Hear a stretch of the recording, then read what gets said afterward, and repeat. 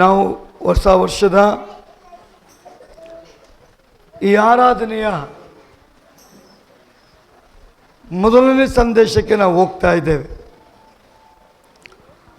ದೇವರು ನಮಗೂ ನಮ್ಮ ಸಭೆಗೂ ಕೊಟ್ಟಂಥ ವಾಗ್ದಾನಗಳನ್ನು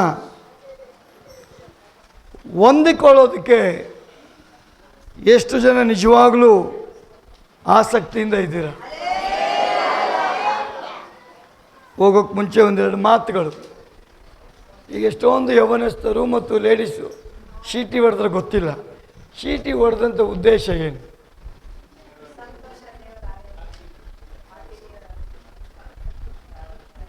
ಕ್ರಿಕೆಟಲ್ಲಿ 4, 6 ಹೊಡೆದ್ರೆ ಅವನಿಗೆ ಹೊಡಿತೀರ, ಫಿಲಮಲ್ಲಿ ಹೀರೋಗಳಿಗೆ ಹೊಡಿತೀರ, ದೇವರ ಮನೇಲಿ ಏಸಪ್ಪನಿಗೆ ಹೊಡಿತೀರ.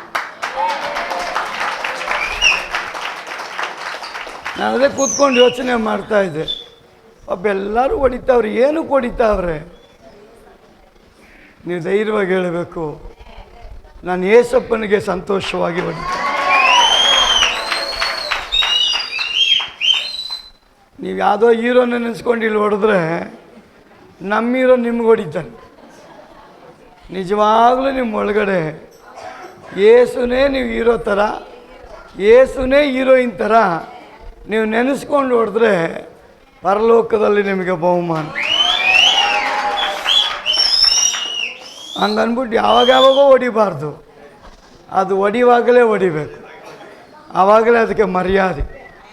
Hallelujah, hallelujah. ಸುಮ್ಮನೆ ಡಿಸ್ಟರ್ಬ್ ಮಾಡೋಕ್ಕೆಲ್ಲ ಹೊಡೆದ್ರೆ ಕುಟ್ಟಿ ಪಿಚಾಚಿ ನೋಡ್ತಾನೆ, ಪರವಾಗಿಲ್ಲಪ್ಪ ಯಾವ ಟೈಮಲ್ಲಿ ಹೊಡೆದ್ರು ಪಾಶು ಸುಮ್ಮನೆ ಅವನೇ ಅಂತ ಯಾವ್ಯಾವ ಟೈಮಲ್ಲೇ ಹೊಡೆದು ಬಿಡಬಾರ್ದು. ಯಾವಾಗ ಹೊಡಿಬೇಕು? ದೇವರನ್ನ ಆರಾಧನೆ ಮಾಡುವಾಗ, ಹಲ್ಲೆಲೂಯಾ. ದೇವರ ಪ್ರವಾದನೆಗಳು ಬರುವಾಗ, ದೇವರ ವಾಗ್ದಾನಗಳು ಬರುವಾಗ. ದೇವರು ನಿಮ್ಮನ್ನು ವಿಶೇಷವಾಗಿ ಆಶೀರ್ವದಿಸಲಿ. ನಾವು ಬೇಗ ಮುಗಿಸೋಣ ಅಂತ ಬರ್ತೀವಿ, ಅದು ಲೇಟ್ ಆಗಿಬಿಡುತ್ತೆ. ಸಂತೋಷವಾಗಿದ್ದೀರಾ? ದೇವರ ವಾಗ್ದಾನ ಹೊಂದೋದಕ್ಕೆ ರೆಡಿಯಾಗಿದ್ದೀರಾ? ಕಡೆಗೆ ನಾವು ಪ್ರವಾದನೆ ಕಾರ್ಡ್ಗಳನ್ನ ಪ್ರಾರ್ಥನೆ ಮಾಡಿ ನಿಮಗೆ ಬಿಡುಗಡೆ ಮಾಡ್ತೀವಿ. ಎಷ್ಟು ಜನ ನಂಬ್ತೀರಾ? ಆ ಕಾರ್ಡಲ್ಲಿ ಬರತಕ್ಕ ವಾಕ್ಯ ಸ್ವಾಮಿ ನಮ್ಮೊಂದಿಗೆ ಮಾತಾಡ್ತಾನೆ. ಬ್ರದರ್ ಮೇಘರಾಜ್ ಇವತ್ತೊಂದು ವಿಡಿಯೋ ಬಿಟ್ಟಿದ್ರು, ನೋಡಿರ್ಬೋದು ಸ್ವಲ್ಪ ಜನ. ನಾನು ಮರ್ತೋಗ್ಬಿಟ್ಟಿದ್ದೆ. ನಾನು ರೋನಿ ಎಲ್ಲ ಮಧ್ಯಾಹ್ನ ಮೇಘರಾಜ್ ಅವ್ರ ಮನೆ ಹತ್ರ ಸಿಕ್ಕಿದ್ದು. ಅವಾಗ ಮಾತಾಡುವಾಗ ದೇವರು ಕಳೆದ ವರ್ಷ ಹೇಳಿದರು 5 ಜನ ಮನೆಗಳನ್ನ ಕಟ್ಟುತ್ತಾರೆ ಅಂತ. ನೋಡಿ, ಕಡೇ ದಿನ ನಾವು ಅಲ್ಲಿ ಮಾತಾಡ್ತಾ ಇದ್ದು, ಅಲ್ಲಿ ನಿಂತ್ಕೊಂಡು ಮೇಘರಾಜ್ ವಿಡಿಯೋನೇ ಹಾಕ್ಬಿಟ್ರದು. ಅವಾಗೇನು ಅರ್ಥ? ನಮ್ಮ ದೇವರು ನಮ್ಮ ಮಾತಿಗೆ ಸಮ್ಮತಿಸ್ತಾನೆ. ನಾವು ಮರ್ತೋಗ್ಬಿಟ್ಟಿದ್ದೀವಿ, ಆದರೆ ನಮ್ಮ ದೇವರು ಮರೆಯೋದಿಲ್ಲ. ಹಲ್ಲೆಲೂಯಾ. ತಡವಾದರೂ ಕ್ಲುಪ್ತ ಕಾಲದಲ್ಲಿ ದೇವರು ನೆರವೇರಿಸ್ತಾನೆ. 1 ವರ್ಷದಿಂದ ಈ ಗ್ರಾಮದಲ್ಲಿ ನಾವು ಬರ್ತೀವಿ ಅಂತಲೇ ಗೊತ್ತಿರಲಿಲ್ಲ. ಬರೋದಿರಲಿ, ಈ ಗ್ರಾಮನ ಅಕ್ವೈರ್ ಮಾಡ್ಕೊಳ್ತಾ ಇದ್ದೀವಿ. ಜಗ್ಗೂರಿಗೆ ಭಯ ಬೇಡ. ಯೇಸುವಿನ ನಾಮದಲ್ಲಿ ಈ ಗ್ರಾಮದ ಜನಗಳನ್ನ ದೇವರು ಅಕ್ವೈರ್ ಮಾಡ್ಕೊಳ್ತಾ ಇದ್ದಾರೆ. ಹಲ್ಲೆಲೂಯಾ. ಈ ಗ್ರಾಮನ ಇವ್ರು ಅಕ್ವೈರ್ ಮಾಡಿಕೊಂಡ್ರು, ಇವ್ರ ಮೂಲಕ ದೇವ್ರು ಅಕ್ವೈರ್ ಮಾಡ್ಕೊಳ್ತಾ ಇದ್ದಾರೆ. ಒಂದು ಹಲ್ಲೆಲೂಯಾ ಹೇಳ್ರಿ, ಒಂದು ಹಲ್ಲೆಲೂಯಾ ಹೇಳ್ರಿ. ಅಬ್ಬ, ನಾನು ಇಲ್ಲಿ ನೋಡೋಕ್ಕೆ ಬಂದಿದ್ದೆ ಏನು ಮಾಡ್ಬೋದು ಇಲ್ಲಿ ಅಂತ. ನಾವು 3 ದಿನ ಗ್ರೌಂಡ್ ಹಾಲ್ನ ಹುಡುಕಿದೋ, ಎಲ್ಲೂ ಸಿಗಲಿಲ್ಲ. ಲಾಸ್ಟ್ಗೆ ಇಲ್ಲಿ ಬಂದು ನಾನು ಹುಡುಕ್ತಾ ಇದ್ದೆ ಏನು ಮಾಡ್ಬೋದು ಅಂತ. ಆಗ ಇಲ್ಲಿ ಒಂದು 8-10 ಜನ ಪಾಪ ಹೆಣ್ಮಕ್ಳು ಅವ್ರ ಉಪವಾಸ ತೆಗೆದು ಪ್ರಾರ್ಥನೆ ಮಾಡ್ತಾಯಿದ್ರು. ಪಾಪ ನೀವು ಯಾರೂ ಮಾಡಿಲ್ಲ ಅಂತ ನಾನು ಹೇಳ್ತಾ ಇಲ್ಲ, ಪ್ರಾರ್ಥನೆಯ ಫಲ ದೇವ್ರು ಕೊಡ್ತಾನೆ. ಹಲ್ಲೆಲೂಯಾ. ಈ ಗಾಡಿಗೊಪ್ಪದವ್ರು ಎಷ್ಟು ಪ್ರೇಯರ್ ಮಾಡಿದ್ರು ಗೊತ್ತಿಲ್ಲ, CS ಅವ್ರು ಬಂದೇ ಮಾಡಿಬಿಟ್ರು ನಮಗೆ. ಅದು ದೇವ್ರಿಗೆ ಸ್ತೋತ್ರ. ನಾವೆಲ್ಲಿ ಸೇರಿ ಬರಬೇಕೋ ಅದು ನಮ್ಮ ಪ್ಲ್ಯಾನ್ ಅಲ್ಲ, ಅದು ದೇವ್ರ ಪ್ಲ್ಯಾನ್. ಹಲ್ಲೆಲೂಯಾ. ಈ ಆರಾಧನೆಗೆ ನಿಜವಾಗ್ಲೂ ಮೊದಲು ನಮ್ಮ ದೇವರು ನಮ್ಮ ಮಧ್ಯದಲ್ಲಿದ್ದಾನೆ. ಅವನಿಗೆ ಜೋರಾಗಿ ಚಪ್ಪಾಳೆ ಹೊಡೆದು ನಾವು ಘನಪಡಿಸೋಣ. ಎರಡನೇದಾಗಿ ಪಾಪ ಬೆಳಗಾಮಿಂದ ಈ ನೈಟ್ ಪ್ರೇಯರ್ಗೆ ಜನ ಇಲ್ಲಿಗೆ ಬಂದಿದ್ದಾರೆ. ಅವ್ರಿಗೂ ಒಂದು ಕರಗಳು ತಟ್ಟಿ ದೇವರು ನಮ್ಮನ ಮೇಲೆ. ಆಮೇಲೆ ಚನ್ನಗಿರಿ ಸಿರ್ಸಿಯಿಂದ ಪಾಪ ಅವರೊಂದು ಮೇ ಬಿ ಒಂದು 8 ಜನ ಬಂದಿದ್ದಾರೆ. ಅವ್ರಿಗೂ ನಾವು ಕರಗಳು ತಟ್ಟಿ ಗೌರವಿಸೋಣ. ಹಾಗೆ ಹಾಸನಿಂದ ಅವರೊಂದು 4-5 ಜನ ಬಂದಿದ್ದಾರೆ. ಅವ್ರಿಗೂ ನಾವು ಜೋರಾಗಿ ಚಪ್ಪಾಳೆ ಹೊಡೆದು. ಅವರೆಲ್ಲ ಬಂದಿದ್ದು ನಿಮಗೆ ಸಂತೋಷ ಇದೆಯಾ? ಇಲ್ಲಿರೋ 10 ಸಾರಿ ಫೋನಲ್ಲಿ ನನ್ನ ತಲೆ ತಿಂತಾರೆ. ಅಲ್ಲಿಂದ ಬರೋಕ್ಕೆ ಅವ್ರು ರೆಡಿಯಾಗವ್ರೆ, ಇಲ್ಲಿಂದ ಬರೋಕ್ಕೆ ಇವ್ರು ರೆಡಿಯಾಗಿಲ್ಲ. ಅಲ್ಲಿಂದ ದೇವರೇ ಬರ್ತಾನೆ ಇಲ್ಲಿಗೆ. ಹಲ್ಲೆಲೂಯಾ. ಹಾಗೆ ಬೆಂಗಳೂರಿಂದನೂ ಪಾಪ ಬಂದಿದ್ದಾರೆ ಕೆಲವರು. ಅವ್ರಿಗೂ ನಾವು ಜೋರಾಗಿ ಚಪ್ಪಾಳೆ ಹೊಡೆದು. ಸಂತೋಷವಾಗಿದ್ದೀರಾ? ಪಾಪ ಹೊರಗಡೆ ಯಾರು ಕೂತವ್ರು ನನಗೆ ಕಾಣಲ್ಲ, ಆದರೆ ನಂಬಿಕೆಯಿಂದ ದೇವರು ಅವ್ರನ್ನೂ ಎಲ್ಲರನ್ನ ಆಶೀರ್ವದಿಸ್ತಾನೆ. ಪಾಪ ನೀವೆಲ್ಲ ಒಳಗೆ ಕೂತ್ಕೊಂಡು ಬೆಚ್ಚಗಿದ್ದೀರಾ. ಅವ್ರಿಗೇನು ಗಾಳಿ ಇದೆಯೋ ಪಾಪ ಏನಿದೆಯೋ ಗೊತ್ತಿಲ್ಲ, ಪರವಾಗಿಲ್ಲ. ದೇವ್ರಿಗೋಸ್ಕರ ನಾವು ಸಹಿಸ್ಕೊಳ್ಳುವಾಗ ದೇವರ ಆಶೀರ್ವಾದ ಬಲವಾಗಿ ಬರ್ತದೆ. ಆಚೆ ಲೈಟ್ ಹುರಿದಿದೆಯಾ? ಬಂದಿದೆಯಾ? ಓಕೆ. ಈ ರೀತಿಯಾಗಿ ಈ ಹೊಸ ವರ್ಷದ ಆರಾಧನೆಯನ್ನು ದೇವರು ಆರಂಭ ಮಾಡಿದ್ದಾರೆ. ಹಾಗೆ ಈ ಡೆಕೋರೇಷನ್ ನಿಮಗೆಲ್ಲ ಇಷ್ಟ ಆಯಿತಾ? ಸೌಂಡ್ ಕಡಿಮೆ ಆಗೋಯ್ತು ಪಾಪ. ಇದನ್ನು ಮಾಡಲ್ಪಟ್ಟಂಥ ಸ್ಟಾಲಿನ್ ಆ್ಯಕ್ಚುಲಿ ಕಾಣೆ ಆಗೋಗ್ಬಿಟ್ಟಿದ್ರು. ನಮಗೋಸ್ಕರ ದೇವ್ರು ಎಳ್ಕೊಂಬಂದು ಅವ್ರನ್ನ ಡೆಕೋರೇಷನ್ ಮಾಡೋಕ್ಕೆ ಬಿಟ್ರು. ನೀವೆಲ್ಲ ಕ್ರಿಸ್ಮಸ್ ದಿನ ಅಪ್ಸೆಟ್ ಆಗಿಬಿಟ್ಟಿದ್ರಿ. ಜನವರಿ ಹೊಸ ವರ್ಷದಲ್ಲಿ ದೇವ್ರು ನಿಮ್ಮನ್ನ ಸಂತೋಷ ಪಡಂಗೆ ಮಾಡಿಬಿಟ್ರು. ನೋಡಿ, ಅವನು ಯಾರೋ ಬಂದು ಸ್ಟೇಜೆಲ್ಲ ಗಬ್ಬೆ ಕುರ್ಸಿಬಿಟ್ಟ. ಆದರೆ ದೇವ್ರು ಇವತ್ತು ಬಿಡಲಿಲ್ಲ.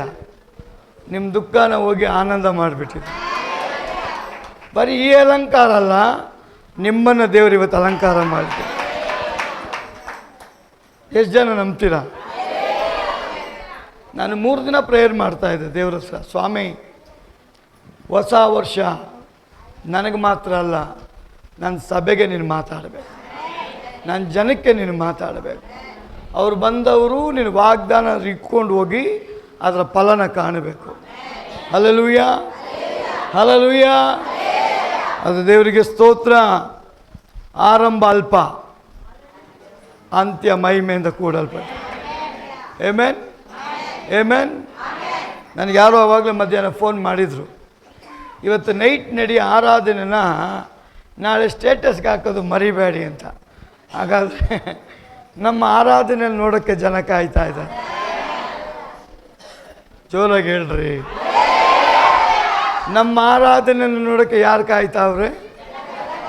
ಜನಗಳು ಮಾತ್ರ ಅಲ್ಲ, ಸೈತಾನೂ ಕಾಯ್ತಾ ಇದ್ದಾನೆ. ಎಷ್ಟು ಜನ ನಂಬ್ತೀರಾ? ಪರಲೋಕದಲ್ಲಿ ನಮ್ಮ ಜೊತೆಗೆ ದೇವದೂತರು ಸಂತೋಷ ಪಡ್ತಾರೆ. ಮಧ್ಯಾಕಾಶದಲ್ಲಿ ದೇವುಗಳು ನೋಡಿ ಹೊಟ್ಟೆ ಹುರ್ಕೊಳ್ತವೆ. ಈ ಅಮ್ಮ ಬರಲ್ಲ ಅಂದಿದ್ಲು, ಬಂದುಬಿಟ್ಟವಳಲ್ಲ. ಈ ಅಪ್ಪ ಬರಲ್ಲ ಅಂದಿದ್ದ, ಬಂದುಬಿಟ್ಟವನಲ್ಲ. ಮಧ್ಯಾಹ್ನ ಇವಳಿಗೆ ತಲೆನೋವು ಬರ್ಸಿದ್ನಲ್ಲ, ಇವಳಿಗೆ ವಾಂತಿ ಬರ್ಸಿದ್ನಲ್ಲ, ಅವಳಿಗೆ ಆ ಸಮಸ್ಯೆ ತಂದಾಕಿದ್ನಲ್ಲ, ಈ ಸಮಸ್ಯೆ ತಂದಾಕಿದ್ನಲ್ಲ. ಯಾವ ಸಮಸ್ಯೆ ಬಂದರೂ ಅವೆಲ್ಲವುಗಳನ್ನ ತೆಗೆಯೋ ದೇವರು ನಮ್ಮ ಮಧ್ಯದಲ್ಲಿದ್ದ. ಹಲ್ಲೆಲೂಯಾ. ಆದ ಕಾರಣ ಕರ್ತನಾದ ಯೇಸುವಿನ ನಾಮದಲ್ಲಿ ಸಣ್ಣವರು ಮೊದಲುಗೊಂಡು ದೊಡ್ಡವರ ತನಕ ಎಲ್ಲರನ್ನ ವಿಶೇಷವಾಗಿ ನನ್ನ ದೇವರು ಆಶೀರ್ವದಿಸಲಿ ಅಂತ ನಾನು ನಿಮ್ಮನ್ನು ಆಶಿಸ್ತೇನೆ. ದೇವರ ವಾಕ್ಯಕ್ಕೆ, ವಾಗ್ದಾನಕ್ಕೆ ಹೋಗೋಕ್ಕೆ ಮುಂಚೆ 1 ನಿಮಿಷ ನಾವು ಕಣ್ಣುಗಳನ್ನು ಮುಚ್ಚೋಣ. ದೇವರೇ, ಈ ವಾಗ್ದಾನ ಅದು ನನಗೆ ದೇವರೇ. ನೀನು ಮಾತನಾಡುವ ವಾಗ್ದಾನ ಅದು ನನಗೆ, ಅದು ನನ್ನ ಮನೆಗೆ, ಅದು ನನ್ನ ಜೀವನಕ್ಕೆ ದೇವರೇ ಅಂತ ಎಲ್ಲರೂ ಕೇಳ್ರಿ. ನನ್ನ ದೇವ್ರು ನಿಮ್ಮ ಹೃದಯ ನೋಡ್ತಾ ಇದ್ದಾನೆ. ನಿಮ್ಮ ಹೃದಯಕ್ಕೆ ತಕ್ಕಂತೆ ಇವತ್ತು ಮಾತನಾಡಲಿಕ್ಕೆ ನನ್ನ ದೇವರು ಬಂದಿದ್ದ.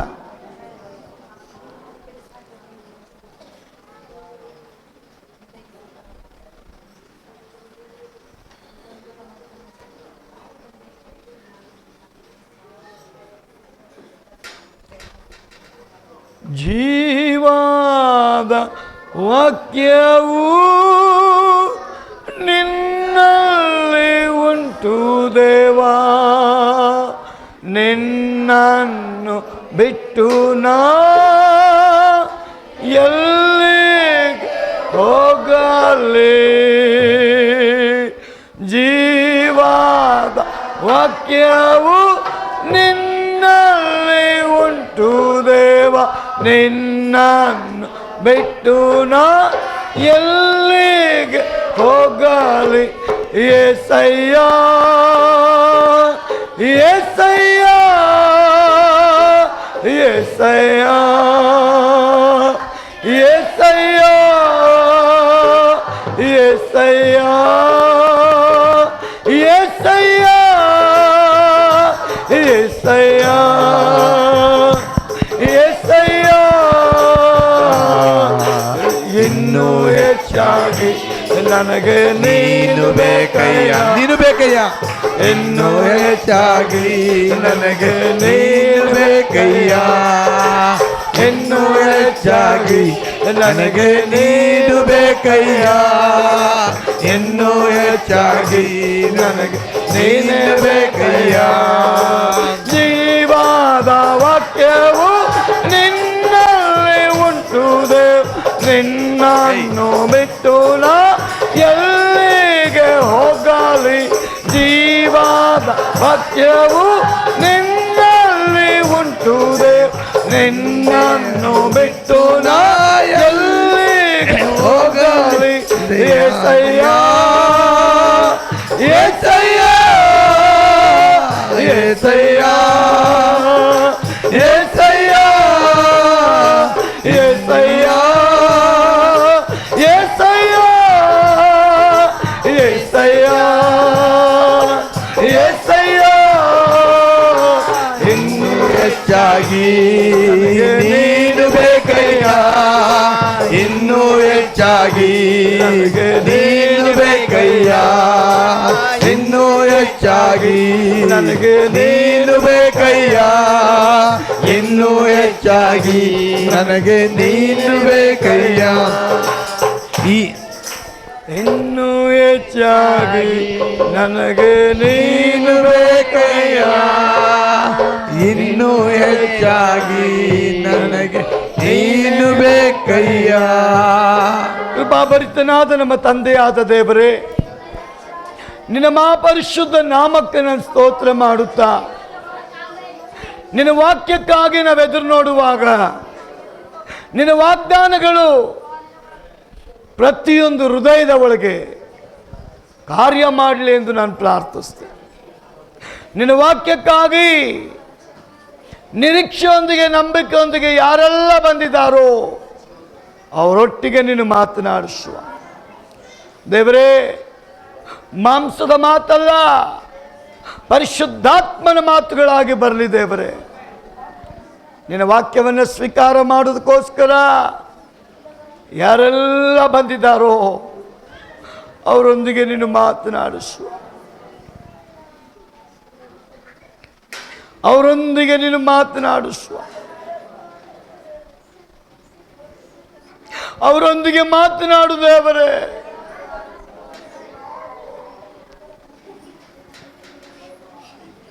ಮನುಷ್ಯನ ಮುಖವನ್ನು ನೋಡ್ತಾ ನೀನಾದರೂ ಹೃದಯವನ್ನು ನೋಡ್ತಾ ಇದೆಯಾ. ಸಿಸ್ಟರ್, ಭಯಪಡಬೇಡ್ರಿ. ನಿಮ್ಮ ಕಣ್ಣೀರು ಇವತ್ತಿಗೆ ಕೊನೆಗಾಣಲಿಕ್ಕಿದೆ. ನಿಮ್ಮ ಕಣ್ಣೀರು ಆನಂದ ಕಣ್ಣೀರಾಗಿ ದೇವರು ಮಾಡ್ತಾ ಇದ್ದಾರೆ. Thank you Holi spirit of God.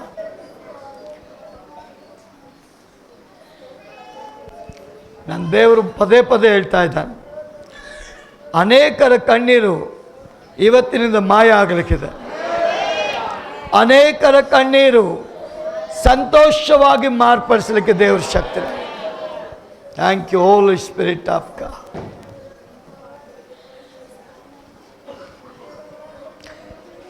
ದೇವರ ವಾಕ್ಯಕ್ಕೆ ಹೋಗೋದಕ್ಕೆ ಮುಂಚಿತವಾಗಿ ಕೆಲವರ ಮನೆಯ ಕತ್ತಲೆ ಹೋಗಿ ಬೆಳಕಾಗ್ತಾ ಇದೆ. Thank you Holi spirit of God. Thank you Holi spirit of God. ದೇವರೇ, ನನ್ನ ಜೊತೆಗೆ ಮಾತನಾಡು, ನಿನ್ನ ನಾಮ ಮಹಿಮೆ ಪಡಿಸು. ಸಭೆಗೆ ನಮಗೆ ಕೊಟ್ಟ ವಾಗ್ದಾನ ಡಿಕ್ಲೇರ್ ಮಾಡುವಾಗ ಅಕ್ಸೆಪ್ಟ್ ಮಾಡುವ ಎಲ್ಲ ಮಕ್ಕಳ ಮೇಲೆ ನಿಮ್ಮ ಶಕ್ತಿ ಚಲಿಸಲ್ಪಟ್ಟು ಈ ಸಭೆಗೆ ನಮ್ಮೆಲ್ಲರಿಗೂ ನೀನು ಮಾತನಾಡು. ನಿನ್ನ ಮಕ್ಕಳಾಗಿ ನಾವು ಕಾಯ್ತಾ ಇದ್ದೇವೆ. ಮಹಿಮೆ ನಿನಗೆ, ಯೇಸುವಿನ ನಾಮದಲ್ಲಿ ಪ್ರಾರ್ಥನೆ ಮಾಡಿಬೇಡಿ ಹೊಂದಿಕೊಳ್ತೇನೆ ನಮ್ಮ ಜೀವವುಳ್ಳ ತಂದೆ. ಆಮೆನ್. ಹಲ್ಲೆಲೂಯಾ. ಹೊಸ ವರ್ಷದ ಶುಭಾಶಯಗಳೊಂದಿಗೆ ದೇವರ ವಾಗ್ದಾನಗಳನ್ನು ನಾನು ಪ್ರಕಟಿಸುವವನಾಗಿದ್ದೇನೆ. ದೇವರು ನಮಗೂ ನಮ್ಮ ಸಭೆಗೂ ಕೊಡಲ್ಪಟ್ಟಂಥ ಈ ವಚನ, ಈ ಪ್ರವಾದನೆ ನಮ್ಮ ಜೀವಿತದಲ್ಲಿ ದೇವರು ಕಾರ್ಯ ಮಾಡಲಿಕ್ಕೆ ಅವನು ಇಚ್ಛೆಯುಳ್ಳವನಾಗಿದ್ದಾನೆ, ಇಷ್ಟವುಳ್ಳವನಾಗಿದ್ದಾನೆ. ಹಲ್ಲೆಲೂಯಾ. ಒಬ್ರು ಯಾರಾದರೂ ಮೈಕ್ ಇಟ್ಕೊಂಡು ಇದನ್ನು ಗಟ್ಟಿಯಾಗಿ ಓದ್ಕೊಂಡು ಬನ್ನಿರಿ. ಯೆಶಾಯನು ಬರೆದ ಪ್ರವಾದನೆ ಗ್ರಂಥ 40ನೇ ಅಧ್ಯಾಯ 9ನೇ ವಚನವನ್ನು ದೇವರು ನಮಗೆ ಈ ಹೊಸ ವರ್ಷದಲ್ಲಿ ಒಂದು ಕರೆಯ ಮೂಲಕ ಶುಭ ಸಮಾಚಾರವನ್ನು ಕೊಡ್ತಾ ಇದ್ದಾರೆ. ಓದಿ. ಶುಭ ಸಮಾಚಾರವನ್ನು ತಿಳಿಸಬಲ್ಲ ಚಿಯೋನೆ, ಉನ್ನತ ಪರ್ವತವನ್ನು ಹತ್ತಿಕೋ. ಸುವರ್ತಮಾನವನ್ನು ಪ್ರಕಟಿಸಬಲ್ಲ ಯೆರೂಸಲೇಮೇ, ನಿನ್ನ ಧ್ವನಿಯನ್ನು ಗಟ್ಟಿಯಾಗಿ ಎತ್ತು, ನಿರ್ಭಯವಾಗಿ ಎತ್ತಿ. ಯಹೂದದ ಪಟ್ಟಣಗಳಿಗೆ, ಇಗೋ ನಿಮ್ಮ ದೇವರು, ಆಹಾ, ಕರ್ತನಾದ ಯೆಹೋವನು ಶೂರನಾಗಿ ಬರುವನು, ತನ್ನ ಭುಜ ಬಲದಿಂದಲೇ ಆಳುವನು. ಇಗೋ, ಆತನ ಲಾಭವು ಆತನೊಂದಿಗಿದೆ, ಆತನ ಶ್ರಮದ ಫಲವು ಆತನ ಮುಂದಿದೆ.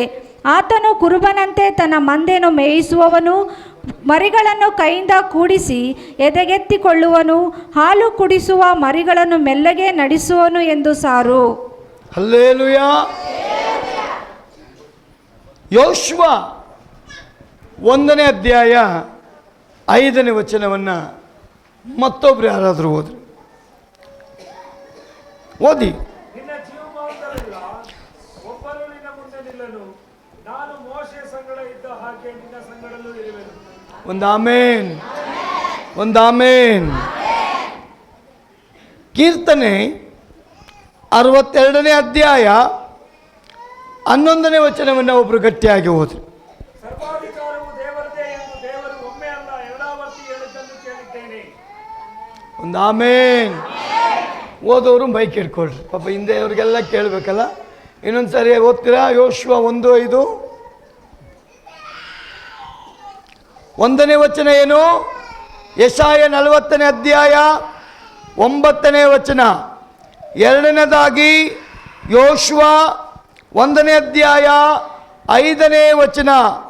ಮೂರನೇದಾಗಿ ಕೀರ್ತನೆ 62 11ನೇ ವಚನ. ಓದಿ.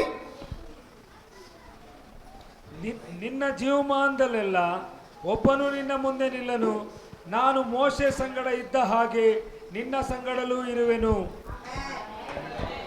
ಕೀರ್ತನೆ 62 11.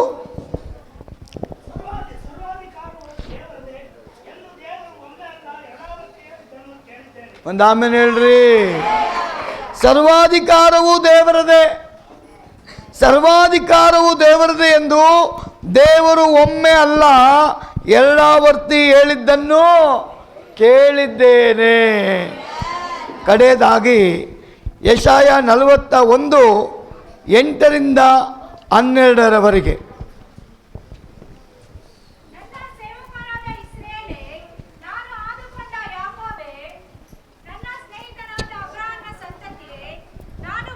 ಕಟ್ಟಕಡೆಯಲ್ಲಿ ಹಿಡಿದು ದಿಗಂತಗಳಿಂದ ಕರೆದ ಜನವೇ, ನೀನು ನನ್ನ ಸೇವಕನು, ನಾನು ನಿನ್ನನ್ನು ಆರಿಸಿಕೊಂಡೆನು, ತಳ್ಳಲಿಲ್ಲ ಎಂದು ನಾನು ಹೇಳಿ ಸಂಬೋಧಿಸಿದ ಪ್ರಜೆಯೇ, ನೀನಂತೂ ಹೆದರಬೇಡ, ನಾನೇ ನಿನ್ನೊಂದಿಗಿದ್ದೇನೆ, ದಿಗ್ಭ್ರಮೆಗೊಳ್ಳದಿರು. ನಾನೇ ನಿನ್ನ ದೇವರು, ನಾನು ನಿನ್ನನ್ನು ಬಲಪಡಿಸುತ್ತೇನೆ. ಹೌದು, ನಿನಗೆ ಸಹಾಯ ಕೊಡುತ್ತೇನೆ. ನನ್ನ ಧರ್ಮದ ಬಲಗೈಯನ್ನು ನಿನಗೆ ಆಧಾರ ಮಾಡುತ್ತೇನೆ. ಒಂದು ಆಮೇಲೆ ಹೇಳ್ರಿ, ಒಂದು ಆಮೇಲೆ ಹೇಳ್ರಿ. ಎಷ್ಟು ಜನ ಬಿಲೀವ್ ಮಾಡ್ತೀರಾ? ಇದು ನನ್ನ ದೇವ್ರು ಸ್ಪಷ್ಟವಾಗಿ ನನ್ನ ಜೊತೆ ಮಾತಾಡಿ, ಇದನ್ನು ನಾನು ಮನಸ್ಫೂರ್ತಿಯಾಗಿ ಒಪ್ಪಿದ್ದೀನಿ. ಈ ಹೊಸ ವರ್ಷ ದೇವ್ರು ಹಿಂಗೆ ನಡೆಸ್ತಾನೆ. ಈ ಹೊಸ ವರ್ಷ ದೇವ್ರು ಹಿಂಗೆ ನಡೆಸಲಿಕ್ಕಿದ್ದ. ಯೆಶಾಯ 49 ದೇವರು ಹೇಳ್ತಾನೆ, ಸಭೆಗೆ, ನಂಬುವಂಥವರಿಗೆ ಶುಭ ಸಮಾಚಾರವನ್ನು ತಿಳಿಸಬಲ್ಲ ಚಿಯೋನೇ, ಉನ್ನತ ಪರ್ವತವನ್ನ ಏರಿಕೋ. ಹಲ್ಲೆಲೂಯಾ. ಸುವರ್ತಮಾನವನ್ನ ಪ್ರಕಟಿಸಬಲ್ಲ ಯೆರೂಸಲೇಮೇ, ನಿನ್ನ ಧ್ವನಿಯನ್ನ ಗಟ್ಟಿಯಾಗಿ. ಯಾರ ಬಗ್ಗೆ ಹೇಳ್ಬೇಕಂತ ಗಟ್ಟಿಯಾಗಿ? ಯೇಸು ಕ್ರಿಸ್ತನ ಬಗ್ಗೆ ನೀವು ಗಟ್ಟಿಯಾಗಿ ಹೇಳಬೇಕಂತೆ. ಹೇಳಕ್ಕೆ ದಮ್ಮಿದೆಯಾ ನಮಗೆ? ಯೇಸು ಒಬ್ಬನೇ ರಕ್ಷಕ ಅಂತ ಹೇಳಕ್ಕೆ ಧೈರ್ಯ ಇದೆಯಾ? ಯೇಸು ಒಬ್ಬನೇ ರಕ್ಷಕ ಅಂತ ಹೇಳಕ್ಕೆ ಧೈರ್ಯ ಇದೆಯಾ? ಯೇಸು ಎಲ್ಲ ನಾಮದಲ್ಲಿ ಮೇಲಾದ ನಾಮ ಅಂತ ಹೇಳಕ್ಕೆ ಧೈರ್ಯ ಇದೆಯಾ? ಯೇಸು ಒಬ್ಬನೇ ಪಾಪದಿಂದ ಬಿಡಿಸಕ್ಕೆ ರಕ್ಷಕನಂತ ಹೇಳಕ್ಕೆ ಧೈರ್ಯ ಇದೆಯಾ? ಯೇಸು ಒಬ್ಬನೇ ಸತ್ಯ ದೇವರಂತ ಹೇಳಕ್ಕೆ ಧೈರ್ಯ ಇದೆಯಾ? ಅದನ್ನು ದೇವರು ಚಾಲೆಂಜಾಗಿ ಹೇಳ್ತಾ ಇದ್ದಾನೆ. ಅವನ ನಾಮವನ್ನು ಹೇಳೋಕೆ ಗಟ್ಟಿಯಾಗಿ ನಿಂತ್ಕೊಳ್ಳಿ. ಆಹಾ, ಕರ್ತನಾದ ಯೆಹೋವನು. ಆಮೇಲೆ ಏನು ಹೇಳ್ತಾನೆ? ನಿರ್ಭಯವಾಗಿ ಎತ್ತಿ ಯೆಹೂದದ ಪಟ್ಟಣಗಳಿಗೆ, ಇಗೋ ನಿಮ್ಮ ದೇವರು ಅಂತ ನೀವು ಹೇಳ್ಬೇಕಂತ. ಯಾವ ಊರಲ್ಲಿ ದೇವರ ಹೆಸರು ಪ್ರಸಿದ್ಧವಾಗಿಲ್ವೋ ಆ ಊರಿಗೆ ನುಗ್ಗಿ ನೀವು ಹೇಳಬೇಕಂತೆ, ನಿಮ್ಮ ಸತ್ಯ ದೇವರು ಯೇಸು ಅಂತ. ನಾವಿವ್ ಜೋರಾಗಿ ಅಲ್ಲೆಲ್ಲೂ ಹೇಳ್ತಾ ಇದ್ದೀವಿ. ಬುಡಕ್ಕೆ ಬೆಂಕಿ ಬಂದಾಗ ಆವಾಗ ನೀವು ಹೇಳಬೇಕು. ಎಷ್ಟು ಜನ ಹೇಳಲಿಕ್ಕೆ ರೆಡಿ ಇದ್ದೀರಾ? ಈ ಚಾಲೆಂಜ್ ನಾನು ಸ್ವೀಕಾರ ಮಾಡಿಕೊಂಡಿದ್ದೀನಿ. ದೇವರೇ ನನ್ನ ಕಳಿಸು, ನಾನು ಓಪನ್ ಆಗಿ ಮಾತನಾಡ್ತೀನಿ ಅಂತ. ಹಲ್ಲೆಲೂಯಾ. 4ನೇದಾಗಿ, ಆಹಾ, ಕರ್ತನಾದ ಯೆಹೋವನು ಶೂರನಾಗಿ ಬರುವನು, ತನ್ನ ಭುಜಬಲದಿಂದಲೇ ಆಳುವನು. ಇಗೋ, ಆತನ ಕ್ರಿಯಾ ಲಾಭವು ಆತನೊಂದಿಗಿದೆ, ಆತನ ಶ್ರಮದ ಫಲವು ಆತನ ಮುಂದಿದೆ. ನಿಮ್ಮ ಸರ್ವಶಕ್ತನಾದ ದೇವರು ನೀವು ಆಸ್ಪತ್ರೆಗೆ ಹೋದಾಗ ನಿಮ್ಮ ಜೊತೆ ಇರ್ತಾನೆ. ಯಾರ ಹತ್ರ ಆದರೂ ನೀವು ಕಾನ್ಫಿಡೆನ್ಸ್ ಆಗಿ ಮಾತಾಡುವಾಗ ನಿಮ್ಮ ಜೊತೆ ಇದ್ದು ಬಿಡುಗಡೆ ಮಾಡ್ತಾನೆ. ನೀವು ನಂಬಿಕೆ ಅಂತ ಹೇಳ್ರಿ, ಅಮ್ಮ ನನ್ನ ಯೇಸುನಿ ನಾನು ಬಿಡುಗಡೆ ಮಾಡ್ತಾನೆ ಅಂತ ಹೇಳ್ರಿ, ನಿಮ್ಮ ಬಾಯಿಂದ ಮನ್ಸಾರೆ ನಿಮ್ಮನ್ನು ನನ್ನ ದೇವರು ನಾಚಿಕೆ ಪಡಿಸಲ್ಲ. ಅರ್ಧವರ್ಧ ಹೇಳಕ್ಕೆ ಹೋಗ್ಬೇಡ್ರಿ, ಎದುರುಕೊಂಡು ಧೈರ್ಯವಾಗಿ ಹೇಳ್ರಿ, ನನ್ನ ದೇವರು ಬಂದು ನಿಮ್ಮನ್ನ ಬಿಡುಗಡೆ ಮಾಡ್ತಾನೆ. ದೇವರ ವಾಕ್ಯ ಹೇಳ್ತದೆ, ನಿನ್ನ ದೇವರು ಈ ವರ್ಷ ಎಲ್ಲ ಹಳ್ಳ ಕೊಳ್ಳಗಳನ್ನು ಮುಚ್ಚಲ್ಪಡುವವು, ಎಲ್ಲ ಬೆಟ್ಟ ಗುಡ್ಡಗಳು ತಗ್ಗಿಸಲ್ಪಡುವವು, ಮಲೆನಾಡು ಬಯಲು ಸೀಮೆ ಆಗುವುದು, ಕುರುಕಲ ನೆಲವು ಸಮವಾಗುವುದು. ಅಸಾಧ್ಯವಾದ ಕಾರ್ಯ ನಿಮ್ಮ ಲೈಫಲ್ಲಿ ದೇವರು ಮಾಡಲಿಕ್ಕಿದ್ದಾನೆ. ಆಮೆನ್. ನೋಡ್ರಿ, ಕಡೆಗೆ ದೇವರು ಹೇಳ್ತಾನೆ ಪ್ರವಾದಿಗೆ, ಭಯ ಪಡಬೇಡಪ್ಪ, ಹುಲ್ಲು ಒಣಗಿ ಹೋಗುತ್ತೆ, ಹೂ ಬಾಡಿ ಹೋಗುತ್ತೆ. ನನ್ನ ಬಾಯಿಂದ ಬಂದ ಮಾತು ಬಾಡಿ ಹೋಗೋದು ಇಲ್ಲ, ಒಣಗಿ ಹೋಗೋದು ಇಲ್ಲ. ಒಂದು ಅಲ್ಲೇಲು ಹೇಳ್ರಿ, ಒಂದು ಅಲ್ಲೇಲು ಹೇಳ್ರಿ. 2ನೇದು ಯೋಶುವ 1:5 ಏನು ಹೇಳ್ತದೆ? ನಿನ್ನ ಜೀವಮಾನದಲ್ಲಿ ಒಬ್ಬನು ನಿನ್ನ ಮುಂದೆ ನಿಲ್ಲಾನು. ಎಷ್ಟು ಜನ ಅಕ್ಸೆಪ್ಟ್ ಮಾಡ್ಕೊಳ್ತೀರಾ? ಎಷ್ಟು ಜನ ಅಕ್ಸೆಪ್ಟ್ ಮಾಡ್ಕೊಳ್ತೀರಾ? ಒಬ್ಬನು ನಿಲ್ಲಲ್ಲ ಅಂತ ನೀವೇ ಓಡೋಗೋದಲ್ಲ, ಶತ್ರು ಮುಂದೆ ನೀವು ನಿಲ್ಲಬೇಕಂತೆ. ಹೆಂಡತಿ ಕಾಟ ಕೊಡ್ತಾಳೆ ಅಂತ ಡೈವರ್ಸ್ ಕೊಡೋದಲ್ಲ, ಡೈವರ್ಸ್ ಕೊಡದೆ ಅವಳ ಮುಂದೆ ನಿಂತು ಜಯಿಸ್ಬೇಕು. ಹಲ್ಲೆಲೂಯಾ. ಸಾಲ ಅಂತ ಸಾಲಗಾರನ ಬಿಟ್ಟು ಓಡೋಗೋದಲ್ಲ, ಅವನ ಹತ್ರ ಇದ್ದು ಜಯಿಸಬೇಕಂತ. ಯಾವ ಊರಲ್ಲಿ ನಿಮಗೆ ಅವಮಾನ ಆಗುತ್ತೋ ಅಲ್ಲಿ 2ರಷ್ಟು ಮಾನ ದೇವ್ರು ತರ್ತಾನೆ. ಈ ವಾಕ್ಯದ ಅರ್ಥ ಅದೇ. ಯೋಶುವನಿಗೆ ದೇವರು ಹೇಳಿದ್ರು, ನಿನ್ನ ಜೀವಮಾನದಲ್ಲಿ ಒಬ್ಬನು ನಿನ್ನ ಮುಂದೆ ನಿಲ್ಲನು, ನಾನು ಮೋಸೆ ಸಂಗಡ ಇದ್ದ ಹಾಗೆ ನಿನ್ನ ಸಂಗಡ. ಇವತ್ತು ಮೋಶೆ, ಯೋಶ್ವ ನೀವುಗಳೇ. ಯಾರು ನಂಬ್ತಿರೋ ಅವ್ರಿಗೆ ದೇವರು ಹೇಳ್ತಾನೆ, ಅವರಿಬ್ಬರ ಜೊತೆ ಅಲ್ಲ, ಈ ಲೋಕದ ಕಡೆಯ ದಿನದವರೆಗೂ ನಿಮ್ಮ ಜೊತೆ ನಾನು ಇರ್ತೀನಿ. ನನಗೆ ಗೊತ್ತಿಲ್ಲ, ಈ ವಚನಗಳು ಬಲವಾಗಿ ನಡೆಸುತ್ತೆ ನಿಮ್ಮನ್ನ. ಇದು ನಿಮಗೆ ಸಾಧಾರಣವಾಗಿ ಕಾಣ್ಬೋದು, ಇದ್ರ ಜೊತೆ ನಡೀರಿ, ನಿಮ್ಮ ಮುಂದೆ ಯಾರೂ ನಿಲ್ಲಕ್ಕಾಗಲ್ಲ. ಆಮೆನ್. ಕೀರ್ತನೆ 62:11 ಇದು ಬಹಳ ಭಯಂಕರವಾದ ವರ್ಡ್. ಸರ್ವಾಧಿಕಾರವು ದೇವರದೇ ಎಂದು ದೇವರು ಒಮ್ಮೆ ಅಲ್ಲ ಎರಡಾವರ್ತಿ ಹೇಳಿದ್ದನ್ನು ಕೇಳಿಲ್ವಾ? ಎಲ್ಲ ಅಧಿಕಾರ ಯಾರ್ದಂತೆ? ನೀವು ನಂಬಿರೋ ದೇವ್ರದ್ದು. ನೀವು ವಿಗ್ರಹಗಳಿಗೆ ಹೇಳಬೇಕಂತೆ, ಅಧಿಕಾರ ನಿಂದಲ್ಲ, ನಾನು ನಂಬಿರೋ ದೇವ್ರದ್ದು. ಹೇಳೋಕ್ಕೆ ಧೈರ್ಯ ಇದೆಯಾ? ಧೈರ್ಯ ಇದೆಯಾ? ಅದು ಹಿಡ್ಕೊಂಡಿರೋ ಕತ್ತಿನ ನೋಡಿ ಓಡೋಗಬೇಡಿ. ನಿಮ್ಮ ಹತ್ರ ವಾಕ್ಯ ಎಂಬ ಕತ್ತಿ ಐತಲ್ಲ, ಅದಕ್ಕಿಂತ ದೊಡ್ಡ ಶಕ್ತಿ ಅದು. ಹಲ್ಲೆಲೂಯಾ.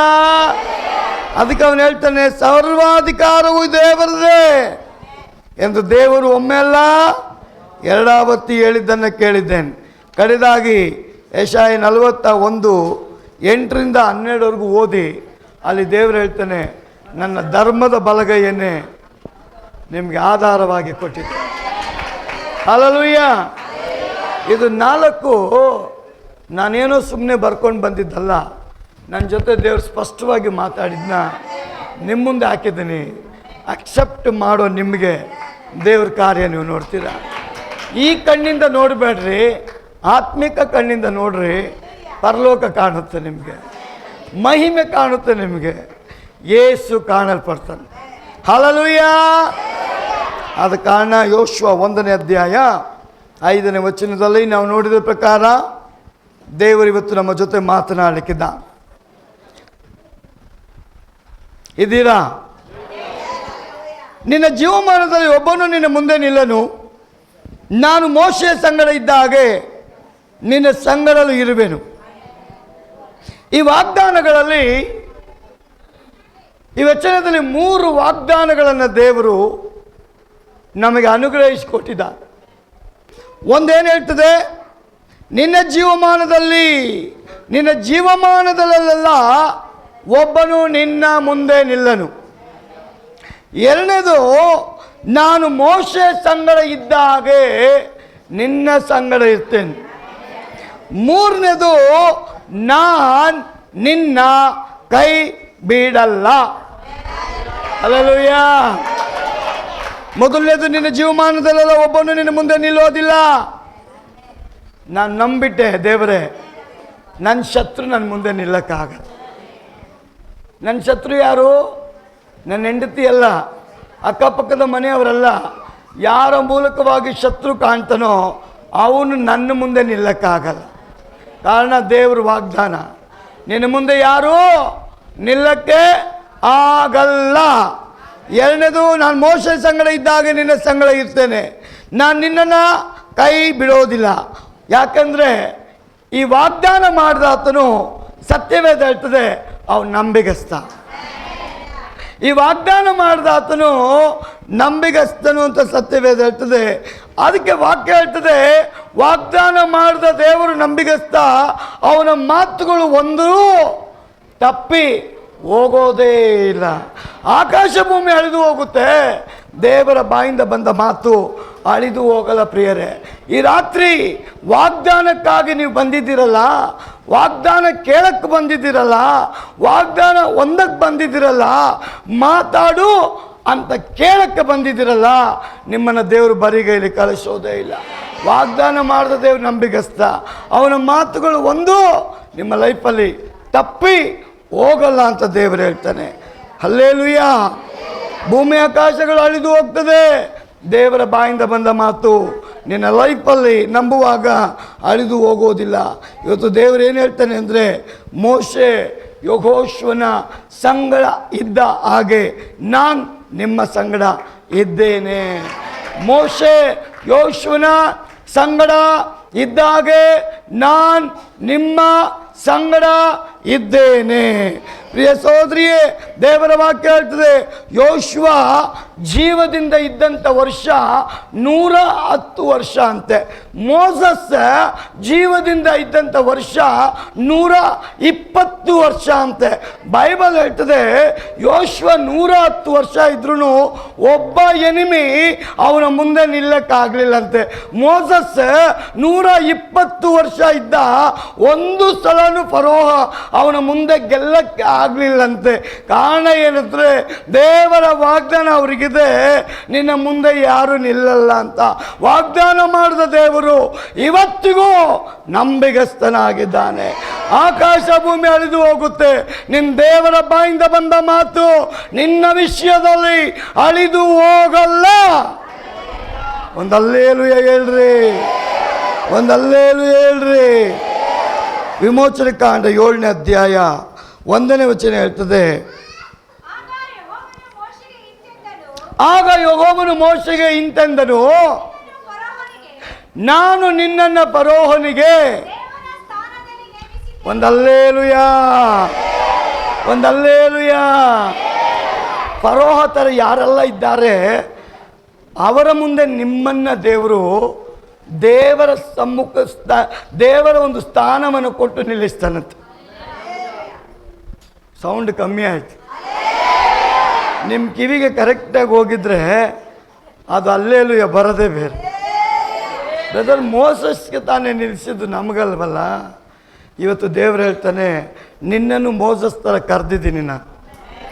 ನಿನ್ನ ಮುಂದೆ ಫರೋಹ ನಿಲ್ತಾನ, ಅವನ ಮುಂದೆ ನಿನ್ನನ್ನು ದೇವರಾಗಿ ನಿಲ್ಲಿಸಿಬಿಡ್ತೇನೆ. ಒಂದು ಆಮೇನ್. ಯೋಶುವನಿಗೆ ಹೇಳ್ತಾರೆ, ಭಯ ಪಡಬೇಡ, ಯಾರು ನಿನ್ನ ಮುಂದೆ ನಿಲ್ಲಕ್ಕಾಗೋದಿಲ್ಲ. ಯುದ್ಧ ನಂದು, ಜಯ ನಿಮ್ಮದು. Hallelujah, hallelujah. ನೆನ್ನೆ ಒಂದು ಹಾಲು ನೋಡಿದೆ ನಾನು.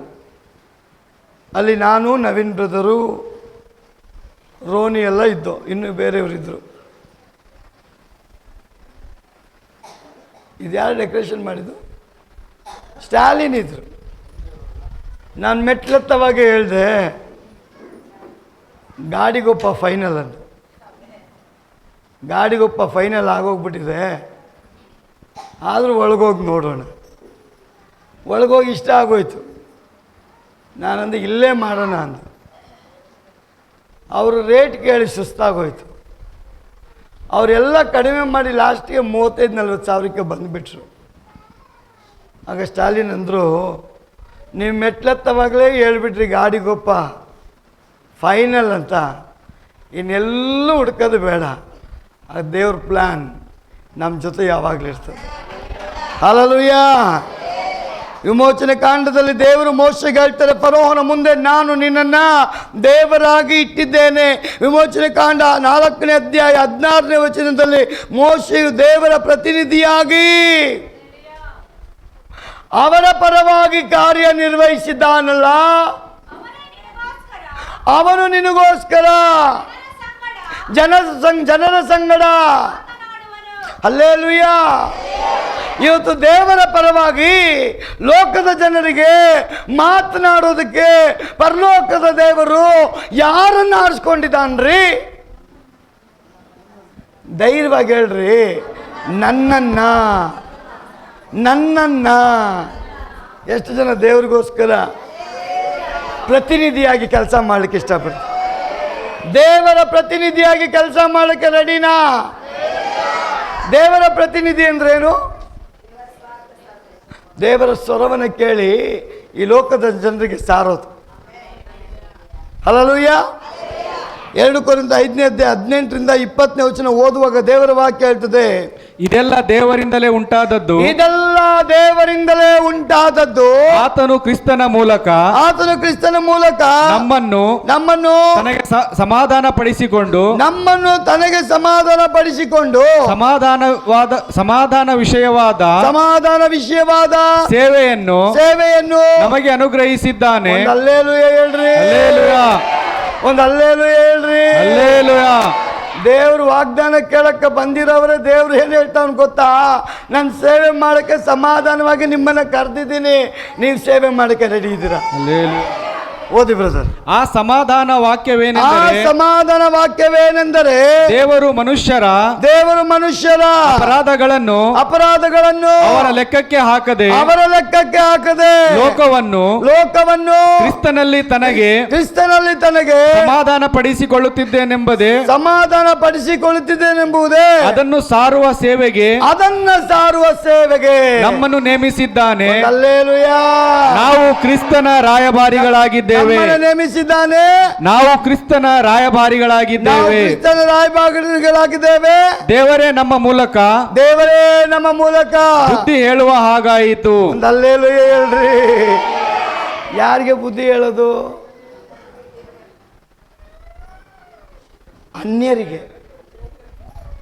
ಅನ್ಯರಿಗೆ ನೀವು ಸ್ವಾರ್ಥ ಸಾರುವಂತ ಬುದ್ಧಿಜೀವಿಗಳು. ಒಂದು ಆಮೇಲೆ ಹೇಳ್ರಿ ಬ್ರದರ್, ನನಗೆ ಓದಕ್ಕೆ ಬರಲ್ಲ, ಬರೆಯಕ್ಕೆ ಬರಲ್ಲ ಬ್ರದರ್. ಅಮ್ಮ, ತಾಯಿ ಗರ್ಭದಲ್ಲಿ ನಿನ್ನನ್ನೇ ದೇವ್ರು ಆರಿಸ್ಕೊಂಡ್ರಿ. ಶ್ರೀಮಂತರನ್ನ ಆರಿಸ್ಕೊಂಡಿಲ್ಲಮ್ಮ, ವಿದ್ಯಾವಂತರನ್ನ ಆರಿಸ್ಕೊಂಡಿಲ್ಲಮ್ಮ. ನಿನ್ನ ದಾಹನ ನೋಡಿ ದೇವ್ರು ನಿನ್ನನ್ನು ಆರಿಸ್ಕೊಂಡಿದ್ದಾನೆ. ನಿನ್ನ ಹೃದಯನ ನೋಡಿ ದೇವ್ರು ಆರಿಸ್ಕೊಂಡಿದ್ದಾನೆ. ಕ್ರಿಸ್ತನ ಸುವಾರ್ತೆಯನ್ನು ಸಾರಕ್ಕೆ, ಪರಲೋಕದ ದೇವರ ಬಗ್ಗೆ ಹೇಳಕ್ಕೆ, ಗ್ರಾಮದ ಒಳಗಿರುವಂತ ನಿನ್ನನ್ನ ದೇವರು ಕ್ರಿಸ್ತೇಶುವಿನ ಮೂಲಕವಾಗಿ ಆರಿಸ್ಕೊಂಡಿದ್ದಾನಲ್ಲ. ನೀನೇ ಭಾಗ್ಯವಂತಳು, ನೀನೇ ಧನ್ಯನು. ಎಷ್ಟೊಂದು ಜನ ನಮ್ಮನ್ನು ನೋಡಿ ಬೈತಾರೆ, ಆದರೆ ದೇವ್ರು ನಮ್ಮನ್ನು ನೋಡಿ ಹೊಗಳ್ತಾರೆ. ಜನ ನಮ್ಮನ್ನು ನೋಡಿ ಬೈತಾರ್ರಿ, ನಮ್ಮ ಕೆಲಸನ ನೋಡಿ ಬೈತಾರ್ರಿ, ಆದರೆ ಪರಲೋಕದ ದೇವ್ರು ನಮ್ಮ ಕೆಲಸನ ನೋಡಿ ಆಶ್ಚರ್ಯಪಟ್ಟು ಸಂತೋಷ ಪಡ್ತಾನೆ. ನಿಜ ಪ್ರಿಯ ಸಹೋದರಿ, ಕ್ರಿಸ್ತನಲ್ಲಿ ನೀನು ಸಂತೋಷ ಪಡು, ಪರಲೋಕ ನಿನ್ನ ನೋಡಿ ಸಂತೋಷ ಪಡ್ತಾನೆ. ದೇವರ ವಾಕ್ಯ ಹೇಳ್ತದೆ, ನಾವು ಕ್ರಿಸ್ತನ ರಾಯಭಾರಿ ಅಂದ್ರೆ ಏನ್ರಿ? ಅಂಬಾಸಿಡರ್ಗಳು. ಇವತ್ತು ಫಿಲಮ್ ಆಕ್ಟ್ರೆಸ್ಗಳು ದುಡ್ಡಿಗೆ ರಾಯಭಾರಿಗಳಾಗ್ತಾರೆ. ಎಷ್ಟೋ ಕಂಪ್ನಿಯವರು ರಾಯಭಾರಿಗಳನ್ನ ಇಟ್ಕೊಳ್ತಾರೆ, ಸುಮ್ಮನೆ ಅಲ್ಲ, ದುಡ್ಡು ಕೊಟ್ಟು. ಆದರೆ ಪರಲೋಕದ ದೇವರು ಉಚಿತವಾಗಿ ಆರಿಸಿಕೊಂಡು ನಮ್ಮನ್ನು ಕ್ರಿಸ್ತನಲ್ಲಿ ಬಲಪಡಿಸಿ ಪರಲೋಕದ ರಾಯಭಾರಿಗಳಾಗಿ ಭೂಲೋಕದಲ್ಲಿ ಅನ್ಯ ಜನಗಳ ಮಧ್ಯದಲ್ಲಿ ದೇವರಿಯ ಇವತ್ತಿಗೂ ದೇವರು ಯಾರಂತ ತೋರಿಸೋದಕ್ಕೋಸ್ಕರ ಕ್ರಿಸ್ತನ ನಾಮವನ್ನು ಸಾರುವಂತ ನಿಮ್ಮನ್ನ ಪರಲೋಕದ ರಾಯಭಾರಿಗಳಾಗಿ ದೇವರಿಟ್ಟಿದ್ದಾನೆ. ನೀವು ಯೇಸು ಎಂಬ ನಾಮ ಹೇಳುವಾಗಲೇ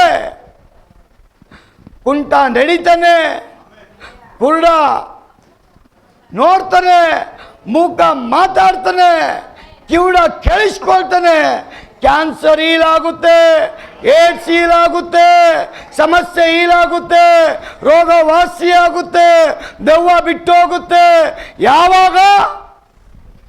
ಆ ಯೇಸುವಿನ ನಾಮ, ಆ ಯೇಸುವಿನ ನಾಮ. ಪ್ರಿಯ ಸಹೋದರಿಯೇ, ಈ ರಾತ್ರಿ ಪಬ್ಬಲ್ಲೋ, ಕ್ಲಬ್ಬಲ್ಲೋ, ಟಾಕೀಸಲ್ಲೋ, ಊರು ಸುತ್ತಕ್ಕೆ ಹೋಗದೆ ದೇವರ ಮನೆಗೆ ಬಂದಿದ್ದೀರಲ್ಲ, ನೀವು ದೇವರ ರಾಯಭಾರಿ ಅಂತ ವಾಕ್ಯ ಹೇಳ್ತಾರೆ. ದೇವರ ರಾಜ್ಯದ ರಾಯಭಾರಿ ಅಂತೆ.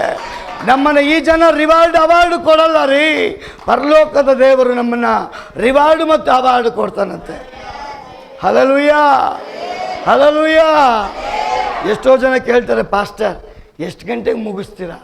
ರಾಜೇಶ್ ಹತ್ರ ಗೊತ್ತಿರೋದು ಸ್ಟಾರ್ಟ್ ಆಗೋ ಟೈಮ್ ಮಾತ್ರ, ಎಂಡ್ ಆಗೋ ಟೈಮ್ ನನಗೆ ಗೊತ್ತಿಲ್ಲರಿ. ನನ್ನ ದೇವರಿಗೆ ಎಂಡ್ ಗೊತ್ತಿಲ್ಲ. ಅವನು ಹೇಳ್ತಾನೆ, ಯೇಸು ಬಂದಿದ್ದು ಗೊತ್ತಷ್ಟೇ, ಹೋಗೋದು ನನಗೆ ಗೊತ್ತಿಲ್ಲ, ತಿರ್ಗಾ ಬರೋದು ನನಗೆ ಗೊತ್ತಿಲ್ಲ. ಅದು ಗೊತ್ತಿರೋದು ಪರಲೋಕದ ದೇವರಿಗೆ ಮಾತ್ರ. ಆದ ಕಾರಣ ರಕ್ಷಣೆಯ ಕಾಲ ಇವತ್ತೇ. ನೆಕ್ಸ್ಟ್ ಏನಾಗುತ್ತೆ ಗೊತ್ತಿಲ್ಲ. ಇವಾಗಲೇ ರಕ್ಷಣೆ ಹೊಂದ್ಕೊಂಡ್ಬಿಡು. ಈ ರಾತ್ರಿ ಒಳಗೆ ಏನಾಗುತ್ತೆ ಗೊತ್ತಿಲ್ಲ. ಈ ರಾತ್ರಿ ಏನಾಗುತ್ತೋ ಗೊತ್ತಿಲ್ಲ. ವಿಶ್ವಾಸಿಗೆ ಮಾತ್ರ ಒಂದು ಗೊತ್ತು, ಮಿರಾಕಲ್ ಆಗುತ್ತೆ. ವಿಶ್ವಾಸಿಯ ಲೈಫಲ್ಲಿ ಮಿರಾಕಲ್ ಆಗುತ್ತೆ, ನಂಬುವವನಿಗೆ ಸಾಧ್ಯ. ದೇವರು ಹೇಳ್ತಾನೆ, ನಿಮ್ಮನ್ನು ನಾನು ಪರಲೋಕದ ಸುವಾರ್ತೆಯನ್ನು ಸಾರುವ ರಾಯಭಾರಿಯಾಗಿ ಆರಿಸಿಕೊಂಡಿದ್ದೇನೆ. ಹಲ್ಲೆಲೂಯಾ. ಅನ್ಯ ಜನರಿಗೆ ಬುದ್ಧಿ ಹೇಳುವಂಥ ಬುದ್ಧಿಜೀವಿಗಳಾಗಿ ನಮ್ಮನ್ನು ದೇವರು ಆರಿಸಿಕೊಂಡಿದ್ದಾನಂತೆ. Amen, amen. ಇನ್ನೊಂದು ವಚನ ಓದ್ಕೊಳ್ಳು. ವಿಮೋಚನ ಕಾಂಡ 7ನೇ ಅಧ್ಯಾಯ 1ನೇ ವಚನ. ಆಗ ಯೆಹೋವನು ಮೋಶೆಗಿಂತೆಂದನು, ನಾನು ನಿನ್ನನ್ನು ಫರೋಹನಿಗೆ ದೇವರ ಸ್ಥಾನದಲ್ಲಿ ನೇಮಿಸಿ ಏನು ಮಾಡಬೇಕಂತೆ, ನೀನು ನೆನೆಸಿ ಸೇವೆಯನ್ನು ಮಾಡು. ಪ್ರಿಯ ಸಹೋದರಿಯೇ, ದೇವರ ವಾಕ್ಯದ ಪ್ರಕಾರವಾಗಿ 120 ವರ್ಷಗಳ ಕಾಲ ಬದುಕಲ್ಪಟ್ಟಂಥ ಮೋಶೆ ಮುಂದೆ ಫರೋಹನಾಗಲಿ, ಫರೋಹನ ಶಕ್ತಿಯಾಗಲಿ, ಫರೋಹನ ಮಂತ್ರವಾದಿಗಳಾಗಲಿ, ಫರೋಹನ ಯಾವ ಕಾರ್ಯ ಆಗಲಿ ನಿಂತು ಜಯಿಸಲಿಕ್ಕೆ ಆಗಲಿಲ್ಲ. ಕಾರಣ ಮೋಶೆ ಪರವಾಗಿ ಜೀವವುಳ್ಳ ದೇವರಿದ್ದಾನೆ, ಫರೋಹನ ಪರವಾಗಿ ಜೀವ ಇಲ್ಲದ ದೇವರಿದ್ದಾನೆ. ಜೀವ ಇಲ್ಲದ ದೇವರು ಸೈತಾನ್, ಜೀವ ಇರೋ ದೇವರು ಯೇಸು. ಒಂದು ಆಮೇಲೆ ಹೇಳ್ರಿ. ಅದಕ್ಕೆ ಜೀವದಿಂದಿರುವ ದಿನಗಳು, ಯೋಶುವನಿಗೆ ದೇವರು ಹೇಳ್ತಾರೆ, ಜೀವದಿಂದಿರುವ ದಿನಗಳು ಮತ್ತು ಕಾಲಗಳು ನಾನು ನಿನ್ನ ಸಂಗಡ ಇರ್ತೇನೆ. ಆದಿಕಾಂಡ 6ನೇ ಅಧ್ಯಾಯ 3ನೇ ವಚನದಲ್ಲಿ ಅಲ್ಲಿ ಕರ್ತನೆ ಹೇಳ್ತಾನೆ, ಜೀವಮಾನ ಓದಿ. ಆಗ ಯೆಹೋವನು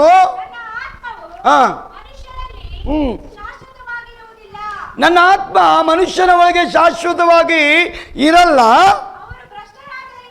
ಅವರು ಭ್ರಷ್ಟರಾದ್ದರಿಂದ ಕೃತ್ಯರೇ ಅವರ ಆಯುಷ್ಯವು 120 ವರ್ಷ. ಅದ್ರ ಮೇಲೆ ಕೊಡಲಿಲ್ಲ ದೇವರು. ಬರ್ತಾ ಬರ್ತಾ ಬರ್ತಾ ಬರ್ತಾ ಬರ್ತಾ ಬರ್ತಾ ಮನುಷ್ಯನ ಆಯುಷ್ಯ ಜಾಸ್ತಿ ಆಯ್ತಾ ಕಮ್ಮಿ ಆಯ್ತಾ? ಎಲ್ಲಿಗೆ ಬಂದುಬಿಡ್ತು? ಅದಕ್ಕೂ ಕಮ್ಮಿ ಎಲ್ಲಿಗೆ ಬಂದುಬಿಡ್ತು? 70. ಜಾಸ್ತಿ ಆಟ ಆಡಿದ್ರೆ 80, ಇನ್ನೂ ಜಾಸ್ತಿ ಆಟ ಆಡಿದ್ರೆ ಸಾಕು ಬಾಪ ಮೇಲೆ ಅಂತ. ಅದಕ್ಕೆ ದೇವರು ಹೇಳ್ತಾನೆ, ನಂಬಿದ ದಿನ ಮೊದಲುಗೊಂಡು ಸಾಯೋ ದಿನದ ತನಕ ಕ್ರಿಸ್ತನಿಗಾಗಿಯೇ ಬದುಕು. ಅದಕ್ಕೆ ಪೌಲ ಹೇಳ್ತಾನೆ, ಜೀವಿಸೋದು ನಾನಲ್ಲ, ನಾನು ಯಾವತ್ತು ನಂಬಿಟ್ನೋ ಯೇಸುವನ್ನ ಆವತ್ತಿನಿಂದ ಪೌಲ್ ಸತ್ತೋದ. ಪೌಲ್ದು ಹಳೆ ಗುಣಗಳು ಸತ್ತೋಯ್ತು. ಈಗ ಪೌಲಲ್ಲ, ಸೌಲಲ್ಲ, ಈಗ ಪೌಲ್. ಆದ ಕಾರಣ ಈಗ ನಾನು ಜೀವಿಸ್ತಾ ಇಲ್ಲ, ಹಳೆ ಸೌಲ ಜೀವಿಸ್ತಾ ಇಲ್ಲ, ಈಗ ಹೊಸ ಪೌಲ್. ಈಗ ನನ್ನಲ್ಲಿರೋದು ಯೇಸು.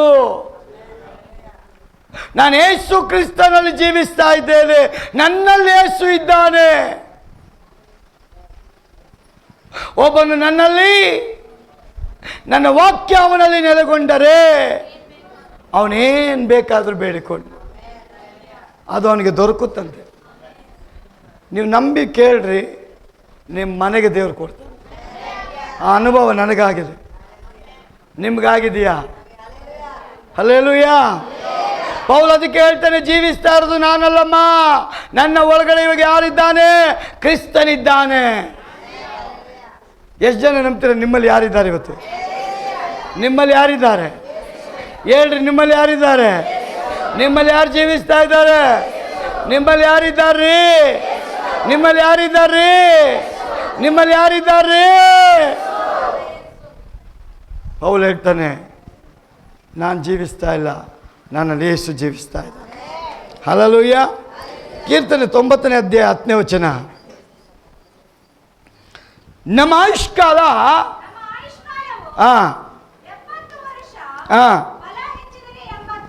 ಬಹಳ ವೇಗವಾಗಿ ಓಡ್ತಾ ಇದ್ದೇನೆ. ಬಹಳ ಬೇಗ ನಮ್ಮ ಆಯುಷ್ಕಾಲ ಓಡ್ತಾ ಇದೆಯಂತೆ. ಆದರೆ ಬೈಬಲ್ ಹೇಳ್ತದೆ, ಯಾರು ದೇವರಿಗೆ ಭಯಪಡ್ತಾರೋ ಅವರ ದಿನಗಳು ವೃದ್ಧಿ. ಆಮೆನ್. ಯಾರು ದೇವರಿಗೆ ಭಯಪಡ್ತಾರೋ ಅವರ ದಿನಗಳು ವೃದ್ಧಿಯಾಗುತ್ತೆ. ಪ್ರಿಯ ಸಹೋದರ ಸಹೋದರಿಯೇ, ಇವತ್ತು ದೇವರು ವಾಗ್ದಾನ ಮಾಡಿದಾನಲ್ಲ, ಆ ಕಾರ್ಯಗಳು ನಿಮ್ಮಲ್ಲಿ ನೆರವೇರಬೇಕಾದ್ರೆ ದೇವರು ಹಾಕಿಕೊಟ್ಟ ರೂಲ್ಸ್ ರೆಗ್ಯುಲೇಷನ್ನ ನೀವು ಫಾಲೋ ಮಾಡುವಾಗ ಅದು ತಪ್ಪದೆ ನಿಮ್ಮಲ್ಲಿ ನೆರವೇರುತ್ತೆ. ಆಮೆನ್. ಯಾಕೋಬ 4:14 ವಚನ ಬೇಗ ಬೇಗ ಓದಿ.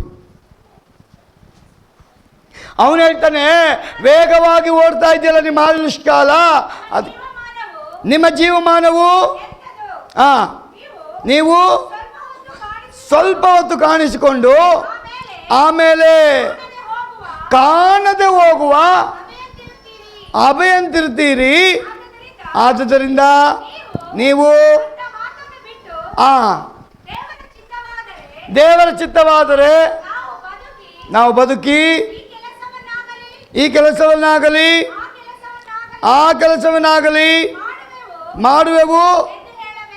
ನೀವು ಸ್ವಲ್ಪ ಹೊತ್ತು ಕಾಣಿಸಿಕೊಂಡು ಆಮೇಲೆ ಕಾಣದೆ ಹೋಗುವ ಅಭಯಂತಿದ್ದೀರಂತೆ. ನಮ್ಮ ಲೈಫ್ ಹೆಂಗೆ, ನೀರಿನ ಮೇಲೆ ಗುಳ್ಳೆ ಇದ್ದಕ್ಕೆ, ಅದಕ್ಕೆ ಆಯುಷ್ಕಾಲ ಇಲ್ಲ. ಅದು ಯಾವಾಗ ಬೇಕಾದರೂ ಹೊಡೆದೋಗ್ಬೋದು. ಹೊಸ ವರ್ಷದಲ್ಲಿ ನಿರೀಕ್ಷೆಯೊಂದಿಗೆ ಬಂದಿರತಕ್ಕ ಪ್ರೀತಿಯ ದೇವಜನರೇ, ದೇವರ ವಾಗ್ದಾನ ಸ್ವೀಕಾರ ಮಾಡಲಿಕ್ಕೆ ಸಿದ್ಧರಾಗಿರುವಂಥವರೇ, ದೇವರು ಹೇಳ್ತಾನೆ, ನನ್ನ ಮನೆಗೆ ಹತ್ತಿ ಬನ್ನಿರಿ, ನನ್ನ ನಾಮವನ್ನು ಗಟ್ಟಿಯಾಗಿ ಕೂಗ್ರಿ, ನಿರ್ಭಯವು ಇಲ್ಲದವರಾಗಿ ಹೋಗಿ ಪರಲೋಕದ ಸುವಾರ್ತೆಯನ್ನು ಸಾರ್ರಿ. ನಾನು ನಿಮ್ಮ ಸಂಗಡ ಇರ್ತೀನಿ.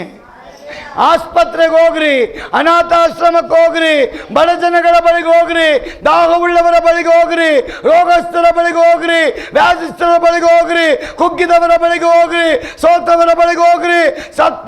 ಸತ್ಯವಾಗಿ ಹೇಳ್ರಿ, ಯೇಸು ದೇವರಂತ. ನಾನು ನಿಮ್ಮ ಸಂಗಡ ಇರ್ತೀನಿ ಅಂತಾನೆ. ನನಗೆ ಗೊತ್ತಿಲ್ಲ ಈ ವರ್ಷ ನಿಮ್ಮ ಸಂಗಡ ದೇವ್ರು ಇರ್ತಾನೆ. ನೀವು ಪ್ರತಿದಿನ ಅಬ್ಸರ್ವ್ ಮಾಡ್ರಿ, ನಿಮ್ಮ ಅಪ್ಪ ಅಮ್ಮ ಇರಲ್ಲ, ಕಟ್ಕೊಂಡವ್ರು ಇರಲ್ಲ, ನನ್ನ ದೇವ್ರು ನಿಮ್ಮ ಸಂಗಡ ಇರ್ತಾನೆ. ನೀವು ನಂಬ್ರಿ, ನನ್ನ ದೇವ್ರು ನಿಮ್ಮ ಜೊತೆ ಬರ್ತಾನೆ. ಯಾಕಂದ್ರೆ ಅದಕ್ಕೆ ಯಾಕೋ ಹೇಳ್ತಾನೆ, ನೀವು ಸ್ವಲ್ಪ ಹೊತ್ತು ಕಾಣಿಸ್ಕೊಂಡು ಆಮೇಲೆ ಕಾಣದೆ ಹೋಗುವ ಅಭಯಂತಿದ್ದೀರಿ. ಒಣಗಿ ಹೋಗುವ ಹುಲ್ಲಿನ ಸ್ಥಿತಿ ನಮ್ಮದು, ಬಾಡಿ ಹೋಗುವ ಹೂವಿನ ಹಾಗೆ. ಆದರೆ ನೀವು ಯೇಸುವನ್ನು ನಂಬಿಟ್ರೆ ನೀವು ಅಳಿದು ಹೋಗಲ್ಲಂತೆ. ಮನುಷ್ಯನ ಆಯುಷ್ಕಾಲವು ಹುಲ್ಲಿನಂತಿದೆ, ಅವನು ಅಡವಿಯ ಹೂವಿನ ಹಾಗೆ. ಗಾಳಿ ಬಡಿಯುತ್ತಲೇ. ಹಲ್ಲೆಲೂಯಾ. ಕಾಣೋದೇ ಇಲ್ಲ. ಈ ರಾತ್ರಿ ನಿಮ್ಮನ್ನ ದೇವ್ರು ಕರೆದಿರೋದು ಅಳಿದು ಹೋಗೋಕ್ಕಲ್ಲ, ಹಚ್ಚ ಹಸಿರಾಗಿರೋಕ್ಕೋಸ್ಕರ. ಒಂದು ಆಮೇಲೆ ಹೇಳ್ರಿ. ಧರ್ಮೋಪದೇಶ ಕಾಂಡ 32ನೇ ಅಧ್ಯಾಯ 39ರಲ್ಲಿ ಅಲ್ಲಿ ದೇವರು ಎಷ್ಟು ಹೇಳ್ತಾನೆ ನೋಡ್ರಿ. ನಾನೊಬ್ಬನೇ. ಒಂದು ಹಲ್ಲೆಲೂಯಾ. ನಿದ್ರೆ ಬರೋರು ಹಲ್ಲೆಲೂಯಾ ಹೇಳ್ರಿ. Very good. ನನಗೆ ದೇವರು ಹೇಳಿದ್ರು, ತುಂಬ ಜನ ಒಳಗೆ ಮಲಗ್ತಾವ್ರಪ್ಪ, ನೀನು ನೋಡಿದ್ರೆ ಇಂಟ್ರೆಸ್ಟಾಗಿ ಮಾತಾಡ್ತಾ ಇದೆಯಾ, ಒಳಗೆ ಕಣ್ಬಿಟ್ಕೊಂಡು ನಿದ್ರೆ ಮಾಡೋರು ತುಂಬ ಜನ. ದೇವರ ಆತ್ಮನ ವಚನಕ್ಕೋಸ್ಕರ ಕಾಯೋರೇ ನಿಮ್ಮನ್ನ ಬೆಂಕಿಯಾಗಿ ಉಪಯೋಗ ಮಾಡಲಿಕ್ಕೆ. ನಾನು ತಮಾಷೆ ಮಾಡ್ತಾ ಇಲ್ಲ, ನಿಜ ಹೇಳ್ತಾ ಇದ್ದೀನಿ. ಇಲ್ಲಿ ಅನೇಕರನ್ನ ದೇವರು ಬೆಂಕಿಯಾಗಿ ಎತ್ತಿಬಿಡ್ತಾನೆ. ನಿಜ ಹೇಳ್ತೀನಿ, ನಾನು ನೋಡಿದ ವಿಷನ್ನು, ಇಲ್ಲಿ ಕುಣಿದು ಹಾರ್ತಾರೆ ಜನ, ಅಭಿಷೇಕ ತುಂಬಿ ಹಾರ್ತಾರೆ. ಆ ಟೈಮ್ಗೆ ಕಾಯ್ತಾ ಇದ್ದೀನಿ ನಾನು. ಆ ಟೈಮ್ ಬರುತ್ತೀಗ. ಆ ಟೈಮ್ ಬರುವಾಗ ಕುಂಟ ಯಾವ ರೀತಿ ಎದ್ದು ಕುಣಿದ್ನೋ ಅನೇಕರು ಕುಣಿಲಿಕ್ಕಿದ್ದೀರಿ, ಅನೇಕರು ಕುಣಿಲಿಕ್ಕಿದ್ದೀರಿ. ಪ್ರಿಯ ಸಹೋದರಿ, ನಿನ್ನ ತಲೆಯಲ್ಲಿ ಓಡ್ತಾ ಇತ್ತಲ್ಲ, ಅದೆಲ್ಲ ಹೊರಟೋಗುತ್ತೆ ಇವತ್ತು ಆಚೆ. ಇರಲ್ಲ ಅದು ನಿನ್ನ ಒಳಗಡೆ. ಇಲ್ಲಿ ಓಡ್ತಾ ಇತ್ತಲ್ಲ ಅದು ಇರಲ್ಲ. ಯಾಕಂದರೆ ಯೇಸುವಿನ ರಕ್ತ ನಿನ್ನೊಳಗೆ ಪ್ರವೇಶ ಮಾಡ್ತಾರೆ. ನಮ್ಮಪ್ಪ ಅವನ ರಕ್ತ ನಮ್ಮೊಳಗೆ ಹಾಕುವಾಗ, ಅವನ ಬ್ಲಡ್ ನಮ್ಮೊಳಗೆ ಬಂದುಬಿಟ್ರೆ ನಾವು ಯಾರು ಹಿಂಗೆ ಕೂತ್ಕೊಳ್ಳೋದೇ ಇಲ್ಲ. ಅವನ ಕೆಲಸ ಹಗಲು ರಾತ್ರಿ ನಾವು ಮಾಡ್ತೇವೆ. ಈ ವರ್ಷದ ವಾಗ್ದಾನ ಅವನ ಕೆಲಸ ಮಾಡೋರಿಗೆ ಅವನು ಬೂಸ್ಟ್ ಮಾಡ್ತಾನಂತೆ, ಅವನು ಪವರ್ ಕೊಡ್ತಾನಂತೆ, ಆ ಪವರ್ನ ಅವನೇ ಬಂದು ತೋರಿಸ್ತಾನಂತೆ. ಒಂದು ಆಮೇಲೆ ಹೇಳ್ರಿ. ಅದಕ್ಕೆ ದೇವ್ರ ವಾಕ್ಯ ಹೇಳ್ತದೆ, ನಾನೊಬ್ಬನೇ ದೇವರು, ನನ್ನ ವಿನ ಯಾವ ದೇವರು ಇಲ್ಲವೆಂದು ಈಗಲಾದರೂ ತಿಳಿದುಕೊಳ್ಳಿರಿ. ಬದುಕಿಸುವವನು ಕೊಲ್ಲುವವನು ನಾನೇ. ಏನಂತೆ ನೋಡ್ರಿ, ನಮಗೆ ಜೀವ ಕೊಡೋದು ಯಾರು? ಬದುಕಿಸೋದು ಯಾರು? ಕೊಲ್ಲೋದು ಯಾರು? ಚಾಕು ಹಿಡ್ಕೊಂಬನು ಕೊಲ್ತಾನ? ಅವನಿಗೆ ಕೋಪ ಬರಬೇಕು, ರೋಷ ಬರಬೇಕು. ಅಲ್ಲಿವರೆಗೂ ಟೈಮ್ ಕೊಟ್ಟಿರ್ತಾನೆ ದೇವರು. ಅವನಿಗೆ ದೆವ್ವ ಏನು ಮಾಡ್ತದೆ? ಎಬ್ಬಿಸ್ತದೆ. ಏನಕ್ಕೆ ಗೊತ್ತಾ? ಅವನು ಹಂಗೆಲ್ಲ ಆಡ್ತಾ ಇರ್ತಾನೆ. ಕೊಲ್ಲಕ್ಕೆ ದೇವರಿಂದ ಪರ್ಮಿಷನ್ ಇನ್ನೂ ಬಂದಿರಲ್ಲ. ಬಂದ ಮೇಲೆ ಚುಚ್ಚಿಬಿಡ್ತಾನೆ ಅವನು. ಬರೋವರೆಗೂ ನಿನಗೆ ಎಬ್ಬಿಸ್ತಾನೆ ಮೇಲೆ. ಇದು ಯಾವಾಗಲೂ ತಿಳ್ಕೊಳ್ರಿ. ಸುಮ್ಮನೆ ಬಂದು ಚುಚ್ಚಲ್ಲ ಯಾರು. ಫಸ್ಟ್ ಅವನು ಕೋಲ್ ತಗೊಳ್ತಾನೆ, ಫಸ್ಟ್ ಚಾಕು ತಗೊಳ್ತಾನೆ, ಅವನಿಗೆ ಕೋಪ ಇನ್ಕ್ರೀಸ್ ಆಗುತ್ತೆ. ಆ ದೆವ್ವ ದೇವ್ರ ಹತ್ರ ಪರ್ಮಿಷನ್ ತಗೊಳ್ತಾ ಇರ್ತದೆ. ಚುಚ್ಚಕ್ಕೆ ಬೇಗ ಪರ್ಮಿಷನ್ ಕೊಡು, ಹಲ್ಲೆಲೂಯಾ. ವಚನ ಹೇಳ್ತದೆ, ದೇವಜನರೇ,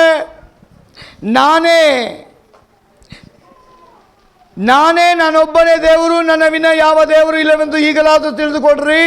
ಬದುಕಿಸುವವನು ಕೊಲ್ಲುವವನು ನಾನೇ, ಗಾಯಪಡಿಸುವವನು ನಾನೇ, ವಾಸಿ ಮಾಡುವನು ನಾನು. ಒಂದು ಹಲ್ಲೆಲೂಯಾ ಹೇಳ್ರಿ. ನಿಮಗೆ ಗಾಯ ಆದರೆ ನೀವೆಲ್ಲ ಹೋಗಬೇಕು? ಆಮೇಲೆ ಕೈ ಕುಯ್ಕೊಂಡು ರಕ್ತ ಹರಿತಾ ಇದ್ರು, ದೇವರೇ ಅನ್ಕೊಂಡು ಸತ್ತೋಗ್ಬಿಡ್ತೇನೆ ನೀನು. ಆ ಟೈಮಲ್ಲಿ ಡಾಕ್ಟ್ರ್ ಹತ್ರ ಹೋಗಬೇಕು. ಪಕ್ಕದ ಮನೆಯವ್ರು ಬೈದು ಬಿಡ್ತಾರಲ್ಲ ಬಾಯಿಗೆ ಬಂದಂಗೆ, ಅವಾಗೆಲ್ಲ ಹೋಗ್ಬೇಕು ನೀವು? ದೇವರ ಹತ್ರ ಹೋಗ್ಬೇಕು. ಸ್ವಾಮಿ ಅವ್ರು ಹಿಂಗೆ ಹೇಳಿದ್ದಾರೆ, ನಾನು ಮನಸ್ಸಾರೆ ಅವ್ರನ್ನ ಕ್ಷಮಿಸ್ಬಿಡ್ತೀನಿ. ಹಲ್ಲೆಲೂಯಾ. ಅದಕ್ಕೆ ದೇವರು ಹೇಳ್ತಾನೆ, ಗಾಯ ಮಾಡೋದು ನಾನೇ, ವಾಸಿ ಮಾಡೋದು. ಗಾಯ ಆಗಬೇಕಾ ಬೇಡ? ನನ್ನ ಪ್ರಕಾರ ಗಾಯ ಆಗಬೇಕು. ಫರೋಹ ನನ್ನ ಮುಂದೆ ಇರಬೇಕು.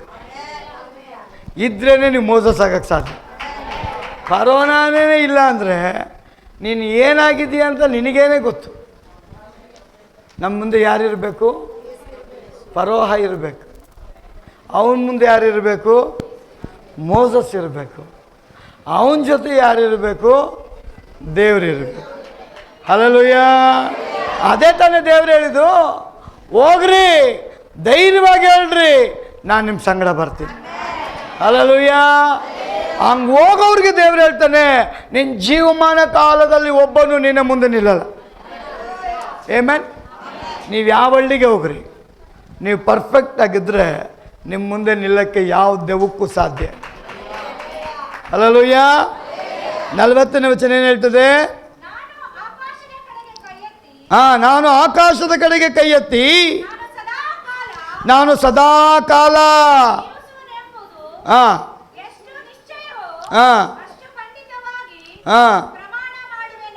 ಏನಂತೆ? ನಾನು ಸದಾಕಾಲ ಜೀವಿಸುವನೆಂದು ಎಷ್ಟು ನಿಶ್ಚಯವೋ ಅಷ್ಟು ಖಂಡಿತವಾಗಿ. ಎಲ್ಲಿ ಪ್ರಮಾಣ ಮಾಡ್ತೀವಿ ನಾವು? ಇದ್ದೀರಾ? ಎಲ್ಲಿ ಪ್ರಮಾಣ ಮಾಡ್ತೀವಿ? ದೀಕ್ಷಾ ಸ್ಥಾನ ತಗೊಳ್ಳುವಾಗ, ಇವತ್ತು ಹೊಸ ವರ್ಷ, ಎಲ್ಲ ಹೊಸ ಬಟ್ಟೆ ಹಾಕ್ಕೊಂಬಂದು ಅಲ್ಲೆಲ್ಲೂ ಎಲ್ಲ ಜೋಶಲ್ಲಿ ಕೂಗಿ ಕ್ಲಾಪ್ಸ್ ಹಾಕಿ ಶೀಟಿ ಎಲ್ಲ ಹೊಡೆದಿದ್ದೀರ. ಬೆಳಗ್ಗೆ ಎಷ್ಟು ಗಂಟೆಗೆ ಎದ್ದೇಳ್ತೀರಾ? ಮಧ್ಯಾಹ್ನ ಬೇರೆ, ಇವೆಲ್ಲ ಆರಾಧನೆ ಬೇರೆ ಇಲ್ಲ, ಎಲ್ಲ ನಾಳೆ ಮಧ್ಯಾಹ್ನನೇ ಎದ್ದೇಳೋದು. ನೀವು ಇವತ್ತು ಮಧ್ಯರಾತ್ರಿ ಬಿಟ್ಟರೆ ನಾವು ನಾಳೆ ಮಧ್ಯಾಹ್ನನೇ ಎದ್ದೇಳೋದು ಬ್ರದರ್. ಗಂಡನಿಗೆ ಟೀನೂ ಇರಲ್ಲ, ಚಾನೂ ಇರಲ್ಲ, ಯಾವುದೂ ಏನಿರಲ್ಲ. ಯಾಕಂದರೆ ಇವತ್ತು ನೈಟ್ ಎದ್ದಿದ್ವಲ್ಲ, ನಾಳೆ ಬೆಳಗ್ಗೆ ಮಧ್ಯಾಹ್ನದವರೆಗೂ ಮಲಗಿರ್ತೀವಿ. ದೇವರು ಬಂದು ಅಳ್ಳಾಡಿಸಿದ್ರು ನಾವು ಅಳ್ಳಾಡಂಗಿಲ್ಲ. ಇದ್ದೀವಾ? ಇಲ್ಲಿ ಸುಮ್ಮನಾದ್ರೂ ಇದ್ದೀವಿ ಇದು ಬಿಟ್ಟರೆ ಸಾಕಿ, ಎಲ್ಲೆಲ್ಲಿ ಹೋಗ್ಬಿಟ್ಟಿರ್ತೀವಿ ಗೊತ್ತಿಲ್ಲ ನಾವು. ಈಗ ವಾಗ್ದಾನ ಬರುತ್ತಪ್ಪ, ತಟ್ಟೆಯಲ್ಲಿ ಕಾರ್ಡ್ ಇದೆ, ನಿಮ್ಮ ಕೈಗೆ ಬಂದ ತಕ್ಷಣ ಓದ್ತೀರ, ಚೆನ್ನಾಗಿದ್ದವನು ಫುಲ್ ಖುಷಿಯಾಗಿರ್ತಾನೆ. ಸ್ವಲ್ಪ ಕಂಡೀಷನ್ ವರ್ಡ್ ಬಂದ್ಬಿಡ್ತು ಅಂದರೆ ಆ ಪಾಸ್ಟ್ ಏನು ಬೈಕೊಂಡು ಕೊಟ್ಟನಪ್ಪ ಅಂತ. ನಾನು ನಿಜವಾಗ್ಲೂ ಬೈಕೊಂಡು ಕೊಡೋಣ. ನಿಮ್ಮ ಹಣೆ ಬರದಲ್ಲಿ ಏನಿದೆಯೋ ನನ್ನ ದೇವರು ಬರೀಲಿಕ್ಕಿದ್ದ. ಹಲ್ಲೆಲೂಯ. ಸಂತೋಷವಾಗಿ ಬಂದರೂ ಸಂತೋಷವಾಗಿರ್ರಿ, ದುಃಖಕರವಾಗಿದ್ದರೂ ಸಂತೋಷವಾಗಿರ್ರಿ, ನಿಮ್ಮ ಜೊತೆ ದೇವ್ರು ಇರ್ತಾರೆ. ಹಲ್ಲೆಲೂಯ. 40ನೇ ವಚನ ಹೇಳ್ತದೆ, ನಾನು ಆಕಾಶದ ಕಡೆಗೆ ಕೈ ಎತ್ತಿ ನಾನು ಸದಾ ಕಾಲ ಜೀವಿಸ್ತೇನೆಂಬುದು ಎಷ್ಟು ನಿಶ್ಚಯವೋ ಅಷ್ಟು ಖಂಡಿತವಾಗಿ ನಾನು ಪ್ರಮಾಣ ಮಾಡ್ತೇನೆ. ಏನೆಂದರೆ ಥಳಥಳಿಸುವ ನನ್ನ ಕತ್ತಿಯನ್ನು ಹದ ಮಾಡಿ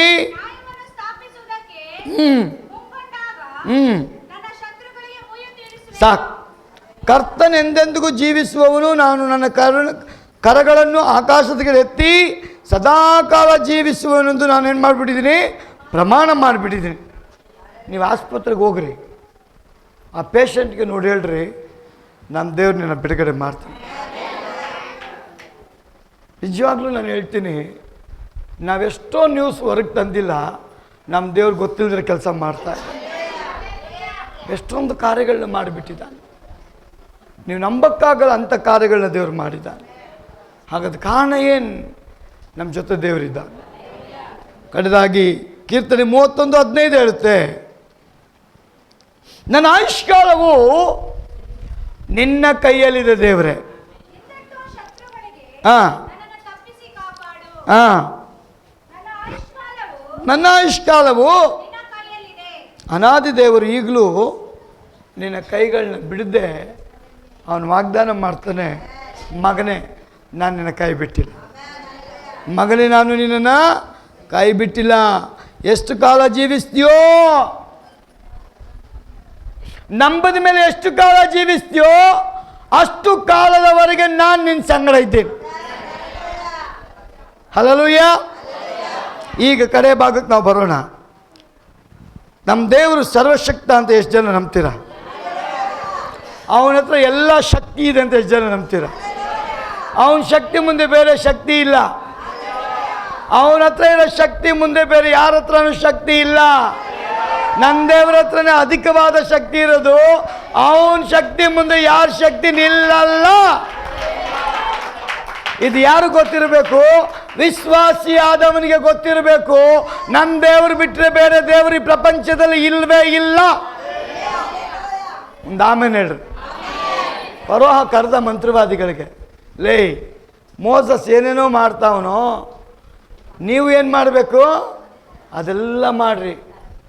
ಎಲ್ಲ ಮಾಡಿದ್ರು, ಆದರೆ ಮೋಸಸ್ನ ಎದುರ್ಸೋಕ್ಕಾಗಲಿಲ್ಲ.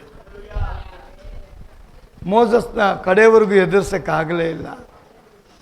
ಕಠಿಣ ಹೃದಯದಲ್ಲಿದ್ದಂಥ ಫರೋಹ ಮೋಸಸ್ಗೆ ಅಪ್ಪಣೆ ಕೊಟ್ಟು ಜನಗಳನ್ನು ಕಳಿಸಿದ್ದಾನೆ. ಪ್ರಿಯ ಸಹೋದರ ಸಹೋದರಿಯೇ, ನಮ್ಮ ದೇವರ ಶಕ್ತಿ ಸಾಧಾರಣವಾದ ಶಕ್ತಿ ಅಲ್ಲ, ಅಧಿಕವಾದ ಶಕ್ತಿ, ಅತ್ಯುನ್ನತವಾದ ಶಕ್ತಿ, ಮಹಿಮೆ ಉಳ್ಳ ಶಕ್ತಿ, ಗ್ರಹಿಸಿಕೊಳ್ಳಕ್ ಆಗಲ್ಲ ಅಂತ ಶಕ್ತಿ ನೀವು ಆರಾಧನೆ ಮಾಡೋ ದೇವ್ರ ಶಕ್ತಿ. ಮೋಸಸ್ ಫರೋಹನ ಮಾತನ್ನ ಕೇಳಿ ಇಸ್ರಾಯೇಲ್ ಜನಗಳನ್ನ ಕರ್ಕೊಂಡು ಹೋಗ್ಬಿಟ್ಟ. ಅವ್ರು ಮುಂದೆ ಹೋಗ್ಬಿಟ್ರು. ಫರೋಹನಿಗೆ ಇರಕ್ಕಾಗಿಲ್ಲ. ಇವನೊಂದು ಸೈನ್ಯನ ಕರೆದು ಹೇಳ್ತಾನೆ, ಅವ್ರ ಹಿಂದೆನೇ ಹೋಗ್ರಿ, ಅವ್ರನ್ನ ಅಟ್ಯಾಕ್ ಮಾಡ್ರಿ, ಅವ್ರನ್ನ ಸಾಯಿಸ್ರಿ, ಹೆಂಗಾದ್ರೂ ಮಾಡಿ ಎದುರಿಸಿ ಅವ್ರನ್ನ ತಿರ್ಗಾ ಕರ್ಕೊಂಡು ಬನ್ರಿ. ಇದ್ದೀರಾ? ನಮ್ಮ ದೇವರ ಶಕ್ತಿ ಅಧಿಕವಾದ ಶಕ್ತಿ, ಸರ್ವಶಕ್ತನಾದ ದೇವರ ಶಕ್ತಿ. ಅವನ ಶಕ್ತಿ ಮುಂದೆ ಬೇರೆ ಯಾವ ಶಕ್ತಿ ಇಲ್ಲ. ಫರೋಹನಿಗೆ ಅಷ್ಟೆಲ್ಲ ಅದ್ಭುತಗಳು ಮಾಡಿ ತೋರಿಸಿದ್ರು, ಅವನಿಗಿನ್ನೂ ಆ ಭಯ ಹೋಗಿಲ್ಲ. ಇಸ್ರಾಯೇಲ್ ಜನಗಳನ್ನ ತಿರುಗಿ ಸೆರೆ ಹಿಡಿದು ಕೊಂಡು ತರಕ್ಕೋಸ್ಕರ ಅವರ ಹಿಂದೆ ಹೋದಂಥ ಫರೋಹನ ಗತಿ ಏನಾಗುತ್ತೆ ಅಂದ್ರೆ, ಸತ್ಯವೇದ ಹೇಳ್ತದೆ, ಮೋಸಸ್ ಕರ್ಕೊಂಡು ಹೋಗ್ತಾ ಇರುವಾಗ ಸಡನ್ನಾಗಿ ಎದುರುಗಡೆ ಏನು ಬಂದ್ಬಿಡ್ತು?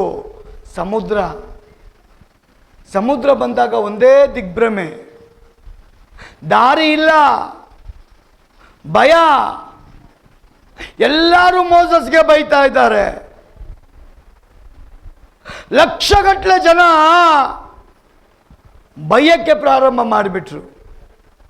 ಮೋಸಸ್ನ ಹೃದಯ ಅದ್ರಕ್ಕೆ ಸ್ಟಾರ್ಟ್ ಆಗೋಯ್ತು, ಭಯ ಪಡಕ್ಕೆ ಸ್ಟಾರ್ಟ್ ಆಗೋಯ್ತು. ಅಂತ ಒಬ್ಬನೇ ಒಬ್ಬ ಮೋಸಸ್ ದೇವರಿಗೆ ಹೋಗಿ ಹೇಳ್ತಾನೆ, ದೇವರೇ, ಇಕ್ಕಟ್ಟಾದ ಪರಿಸ್ಥಿತಿ ಅಪ್ಪ ಇದು, ನಾನು ಬರಲ್ಲ ಅಂದ್ರೂ ನೀನು ಬಿಡಲಿಲ್ಲ, ಸದಾಕಾಲ ನಿನ್ನ ಜೊತೆ ಇರ್ತೀನಿ ಅಂತ ಹೇಳಿಬಿಟ್ಟೆ. ಇಕ್ಕಟ್ಟಾದ ಪರಿಸ್ಥಿತಿ, ನನ್ನ ಕೈಲೊಂದು ಕೋಲ್ ಕೊಟ್ಟು ಫರೋಹನ ಮುಂದೆ ಅನೇಕ ಅದ್ಭುತಗಳನ್ನ ಮಾಡಿಬಿಟ್ಟೆ ನೀನು. ಅದಕ್ಕೆಲ್ಲ ನಾನು ನಿನಗೆ ಧನ್ಯವಾದ ಸಲ್ಲಿಸ್ತೀನಿ. ಆದರೆ ಇವತ್ತು ಫರೋಹನಿಂದ ತಪ್ಪಿಸ್ಕೊಂಡು ನಾವು ಬಂದಿದ್ದೀವಲ್ಲ, ಒಬ್ಬರಲ್ಲ, ಸ್ವಲ್ಪ ಜನ, 1000 ಜನ ಅಲ್ಲ, ಲಕ್ಷಗಟ್ಟಲೆ ಜನ ಬಂದುಬಿಟ್ಟಿದ್ದೀವಿ ಏಸಪ್ಪ. ಮುಂದೆ ಹೋಗ್ಲಿಕ್ಕೆ ನಮಗೆ ದಾರಿ ಇಲ್ಲ. ಸಮುದ್ರ ಇರುವ ಕಾರಣ ಒಂದು ಸಮುದ್ರದಲ್ಲಿ ಬಿದ್ದು ಸಾಯಬೇಕು, ಇಲ್ಲ ಅಂದ್ರೆ ಫರೋಹನ ಸೈನ್ಯದವರ ಕೈಗೆ ಸಿಕ್ಕಿ ನಾವು ಸಾಯಬೇಕು. ಅವರೆಲ್ಲರೂ ಒಂದು ನಿಶ್ಚಯ ಮಾಡ್ತಾ ಇದ್ದಾರೆ, ನಾವಿನ್ನು ಬದುಕಕ್ಕಾಗಲ್ಲ, ನಮ್ಮ ನೆಕ್ಸ್ಟ್ ಜೀವಿತ ಸಾಯುವಂಥ ಪರಿಸ್ಥಿತಿ ಬಂದ್ಬಿಡ್ತಲ್ಲ ಅಂತ ಆ ಮೋಸಸ್ನ ಬಾಯಿಗೆ ಬಂದಂಗೆ ಬೈತಾ ಇದ್ದಾರೆ. ಯಾರಲ್ಲೂ ತಾಳ್ಮೆ ಇಲ್ಲ, ಸಮಾಧಾನ ಇಲ್ಲ, ಜೀವದ ಭಯ, ಮರಣ ಬಂದ್ಬಿಡ್ತಲ್ಲ ನಮಗೆ, ನಾವು ಸಾಯೋ ಟೈಮ್ ಹತ್ರ ಆಗೋಯ್ತಲ್ಲ ಅಂತ ಲಕ್ಷಗಟ್ಟಲೆ ಜನ ದೇವರಿಗೆ ವಿರುದ್ಧವಾಗಿ, ಮೋಸಸ್ಗೆ ವಿರುದ್ಧವಾಗಿ ಮಾತಾಡ್ತಾ ಇದ್ದಾರೆ. ಆದರೆ ನನ್ನ ದೇವರ ವಾಗ್ದಾನ, ನಿನ್ನ ಮುಂದೆ ಒಬ್ಬನೂ ನಿಲ್ಲಲ್ಲ, ಯಾವ ಕೇಡು ನಿನಗಾಗೋದಿಲ್ಲ, ಯಾವ ಆಯುಧಗಳು ನಿನಗೆ ಜಯಿಸೋದಿಲ್ಲ. ಮಗ್ಗಲಲ್ಲಿ 1000, ಬಲಗಳಲ್ಲಿ 10,000 ಜನ ಸತ್ತು ಬಿದ್ರು ನೀನ್ ಸಾಯಲ್ಲ. ಈ ಎಲ್ಲ ವಾಗ್ದಾನಗಳನ್ನ ಮೋಸಸ್ ದೇವರ ಹತ್ರ ನೆನೆಸ್ಕೊಳ್ತಾ ಇರುವಾಗ ಒಂದು ಶಬ್ದ ಬರ್ತದೆ, ನೀನು ನನಗೆ ಮೊರೆ ಇಡುವುದೇನು. ಕರಗಳು ತಟ್ರಿ.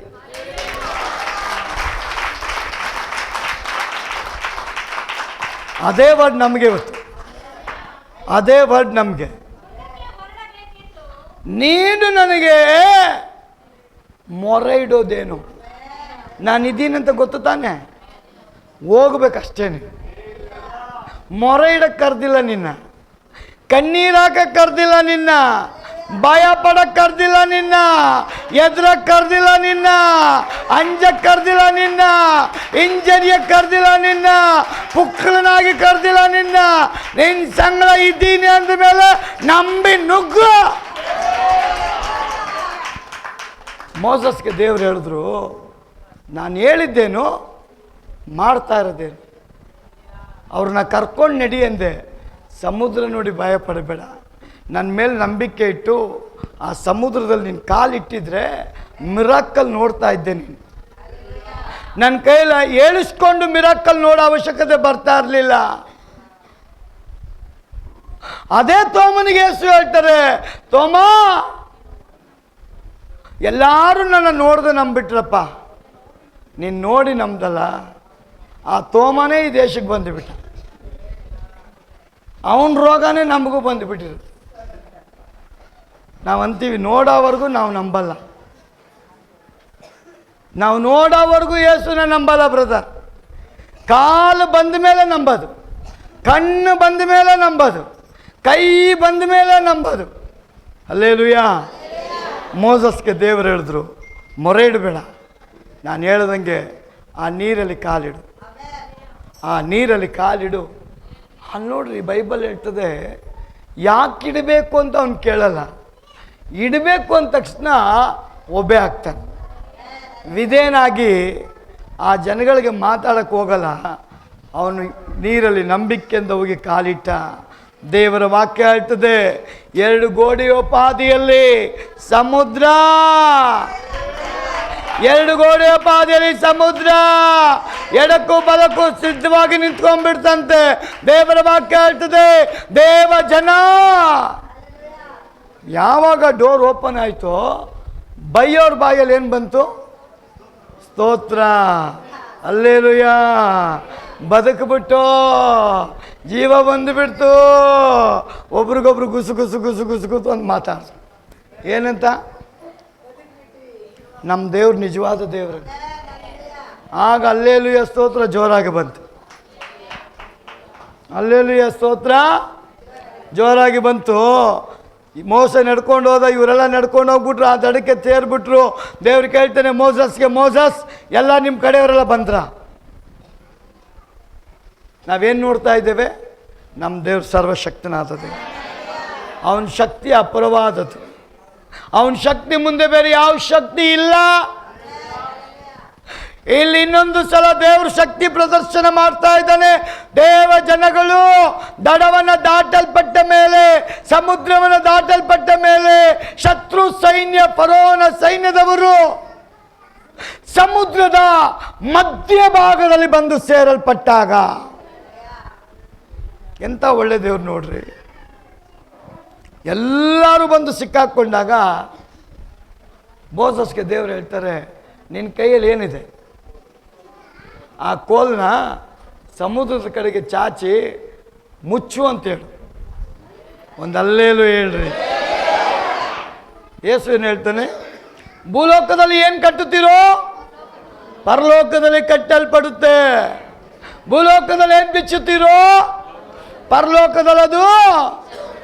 ಒಂದು ಆಮೇಲೆ ಹೇಳ್ರಿ, ಒಂದು ಆಮೇಲೆ ಹೇಳ್ರಿ.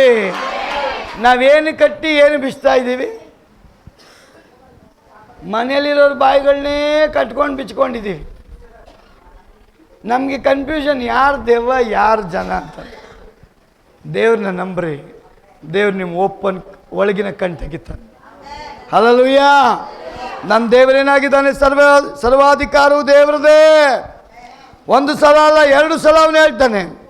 ದೇವ್ರು ತನ್ನ ಜನರಿಗೆ ಸಹಾಯ ಮಾಡ್ತಾ ಇದ್ದಾನೆ. ಅವನ ಸಾಮರ್ಥ್ಯ ಉಳ್ಳವನಾಗಿದ್ದಾನೆ, ಶಕ್ತಿ ಉಳ್ಳವನಾಗಿದ್ದಾನೆ. ಅವನು ಯಾವತ್ತೂ ನನ್ನ ಕೈಲಿ ಆಗಲ್ಲ ಅಂತ ಹೇಳೋದೇ ಇಲ್ಲ. ಅವನು ನಂಬಿದವರಿಗೆ ಅವನು ಮಾಡೇ ತೀರ್ಸ್ತಾನೆ. ಆಮೆನ್. ಇಬ್ರಿ 11ನೇ ಅಧ್ಯಾಯ 3ನೇ ವಚನ, ಬೇಗ ನಾನು ಮುಗಿಸ್ತೇನೆ. ಹಾಂ ಹಾಂ ಹಾಂ ಹಾಂ. ನೋಡಿ, ನಮ್ಮ ದೇವರು ಸರ್ವಶಕ್ತನು. ಸೃಷ್ಟಿಸುವ ಶಕ್ತಿಯನ್ನು ಸಹ ಅವನ ಬಾಯಿಂದಲೇ ಆಯ್ತಂತ. ಆಮೇನ್. ಅಪೊಸ್ತಲಕೃತ್ಯ 10ನೇ ಅಧ್ಯಾಯ 38ರಲ್ಲಿ ದೇವರು ನಜರೇತಿನ ಯೇಸುವನ್ನು ಪವಿತ್ರಾತ್ಮದಿಂದಲೂ ಪವಿತ್ರಾತ್ಮನ ಬಲದಿಂದಲೂ ಅಭಿಷೇಕಿಸಿದನು. ದೇವರು ಆತನ ಸಂಗಡ ಇದ್ದದರಿಂದ ಆತನು ಉಪಕಾರಗಳನ್ನು ಮಾಡುತ್ತಾ ಸೈತಾನನಿಂದ ಬಾಧಿಸಲ್ಪಡುತ್ತಿರುವವರೆಲ್ಲರನ್ನು ಒಂದು ಹಲ್ಲೆಲೂಯ ಹೇಳ್ರಿ. ಒಂದೇ ಸಿಂಪಲ್, ಯೇಸು ಬಂಧನದಲ್ಲಿರತಕ್ಕ ವ್ಯಕ್ತಿಗಳನ್ನು, ಸೈತಾನದಲ್ಲಿ ಕಟ್ಟಲ್ಪಟ್ಟ ವ್ಯಕ್ತಿಗಳನ್ನು ಅವನು ಬಂದು ಬಿಡುಗಡೆ ಮಾಡಿ ಹೋಗ್ತಾ ಇದ್ದಾನೆ. ಹಲ್ಲೆಲೂಯ. ಯಾಕೆಂದರೆ ನಜರೇತಿನ ಯೇಸುವನ್ನು ದೇವರೇನು ಮಾಡೋನಂತೆ? ಪವಿತ್ರಾತ್ಮನಿಂದಲೂ ಪವಿತ್ರಾತ್ಮನ ಬಲದಿಂದಲೂ ಅಭಿಷೇಕಿಸಿದನು. ಈ ಹೊಸ ವರ್ಷ ಹೊಸ ಅಭಿಷೇಕ ನಿಮ್ಮ ಮೇಲೆ ಬರ್ತದೆ. ಆಮೆನ್. ಕಡೆದಾಗಿ ರೋಮ 15:18, ಅದ್ಭುತಗಳನ್ನು ಅತಿಶಯಗಳನ್ನು ನನ್ನ ದೇವರು ಮಾಡಲು ಅವನು ಶಕ್ತನು, ಅವನಲ್ಲಿ ಶಕ್ತಿ ಉಂಟು. ಏನು? ಕ್ರಿಸ್ತನು ಅನ್ಯ ಜನಗಳನ್ನು ತನಗೆ ಅಧೀನ ಮಾಡಿಕೊಳ್ಳುವುದಕ್ಕಾಗಿ ತನ್ನ ಕೈಯಿಂದ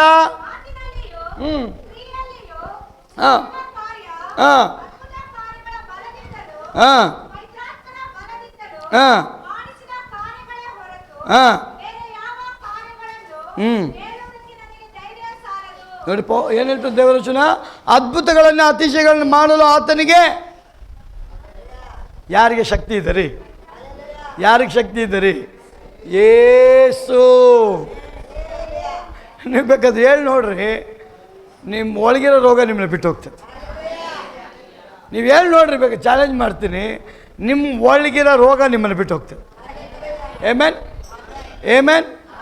ಅದಕ್ಕೆ ಅವನು ಹೇಳ್ತಾನೆ, ಯೇಸು ಏನು ಮಾಡಿದಂತೆ, ತನ್ನ ಬಾಯಿಂದ ತನ್ನ ಶಕ್ತಿನ ಅವನು ಬಿಡುಗಡೆ ಮಾಡಿದಂತೆ. ಇಬ್ರಿ 11:18-19 ಹೇಳ್ತದೆ, ಸತ್ತವರನ್ನ ಬದುಕಿಸುವ ಶಕ್ತಿ ಯೇಸುಗಿದೆ ಅಂತ. ಒಂದು ಆಮೇಲೆ ಹೇಳ್ರಿ, ಸತ್ತವರನ್ನ ಬದುಕಿಸುವ ಶಕ್ತಿ ಯೇಸುಗಿದೆ ಅಂದ ಮೇಲೆ ಸತ್ತೋಗಿರೋ ಕಿಡ್ನಿನ ಕೊಡಕ್ಕೆ ಯೇಸುಗಾಗಲ್ವಾ? ಸತ್ತೋಗಿರೋ ನರಗಳಿಗೆ ಬಲ ಕೊಡಕ್ಕೆ ಯೇಸುಗಾಗಲ್ವಾ? ಸತ್ತೋಗಿರೋ ಕಿಡ್ನಿಗೆ, ಸತ್ತೋಗಿರೋ ಹಾರ್ಟ್ಗೆ, ಸತ್ತೋಗಿರೋ ನರಕ್ಕೆ, ಸತ್ತೋಗಿರೋ ಬಾಲಗಳಿಗೆ ಯೇಸುಗೆ ಶಕ್ತಿ ಇದೆ. ನೀವು ಪ್ರೇಯರ್ ಮಾಡುವಾಗ ಅದನ್ನು ನೆನೆಸಿ ನೀವು ಪ್ರೇಯರ್ ಮಾಡಬೇಕು. ಆ ಸೀಕ್ರೆಟ್ನಲ್ಲಿ ನೀವು ಮಾಡಿ ನೋಡ್ರಿ. ನರ ವೀಕಾದವನು ಬಂದು ಹೇಳ್ತಾನೆ, ನರ ಸರಿ ಆಯ್ತಂತ. ನನಗೆ ಡಾಕ್ಟ್ರ್ ಹೇಳಿದ್ರು ಒಂದೂವರೆ ತಿಂಗಳ ಹಿಂದೆ, ನಿಮಗೆ ಇದು ಪೂರ್ತಿ ಆಪ್ರೇಷನ್ ಮಾಡಬೇಕಂತ. ನಾನು ನೋಡಿಬಿಡೋಣ ಏನಾಗುತ್ತೆ ಅಂತ. ಮರ್ಚಕ್ಕೆ ಆಯ್ತಾ ಇರಲಿಲ್ಲ. 3 ದಿವಸದಿಂದ ಮರ್ಚ್ತಾ ಇದ್ದೀನಿ. ಕಾರಣ ಏನು? ನಿಮ್ಮ ನಂಬಿಕೆ ನಿಮ್ಮನ್ನು ಬಿಡುಗಡೆ ಮಾಡಿ, ನಿಮ್ಮ ನಂಬಿಕೆ ನಿಮ್ಮನ್ನು ಬಿಡುಗಡೆ ಮಾಡ್ತದೆ. ಈ ರಾತ್ರಿ ದೇವರ ಹೊಸ ಬಲ ಬರೋದಕ್ಕೆ ಕಾರಣ ನಿಮ್ಮ ನಂಬಿಕೆ. ಎಷ್ಟು ಜನ ನಂಬ್ತಿರೋ ಅಷ್ಟು ದೇವರು ಹೊಂದ್ಕೊಳ್ತೀರ. ನನ್ನ ದೇವರು ಬದುಕಿಸೋದಕ್ಕೆ ಶಕ್ತನಾಗಿದ್ದಾನೆ. 19ನೇ ವಚನ ಹೇಳ್ತದೆ,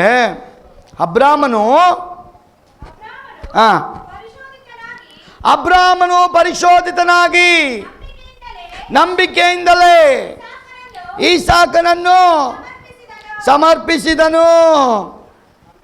ಅವನ ಲೆಕ್ಕಕ್ಕೆ ಈಸಾಕ್ ಸತ್ತೋಗ್ಬಿಟ್ಟ. ಕೈ ಹಾಕಬೇಡ,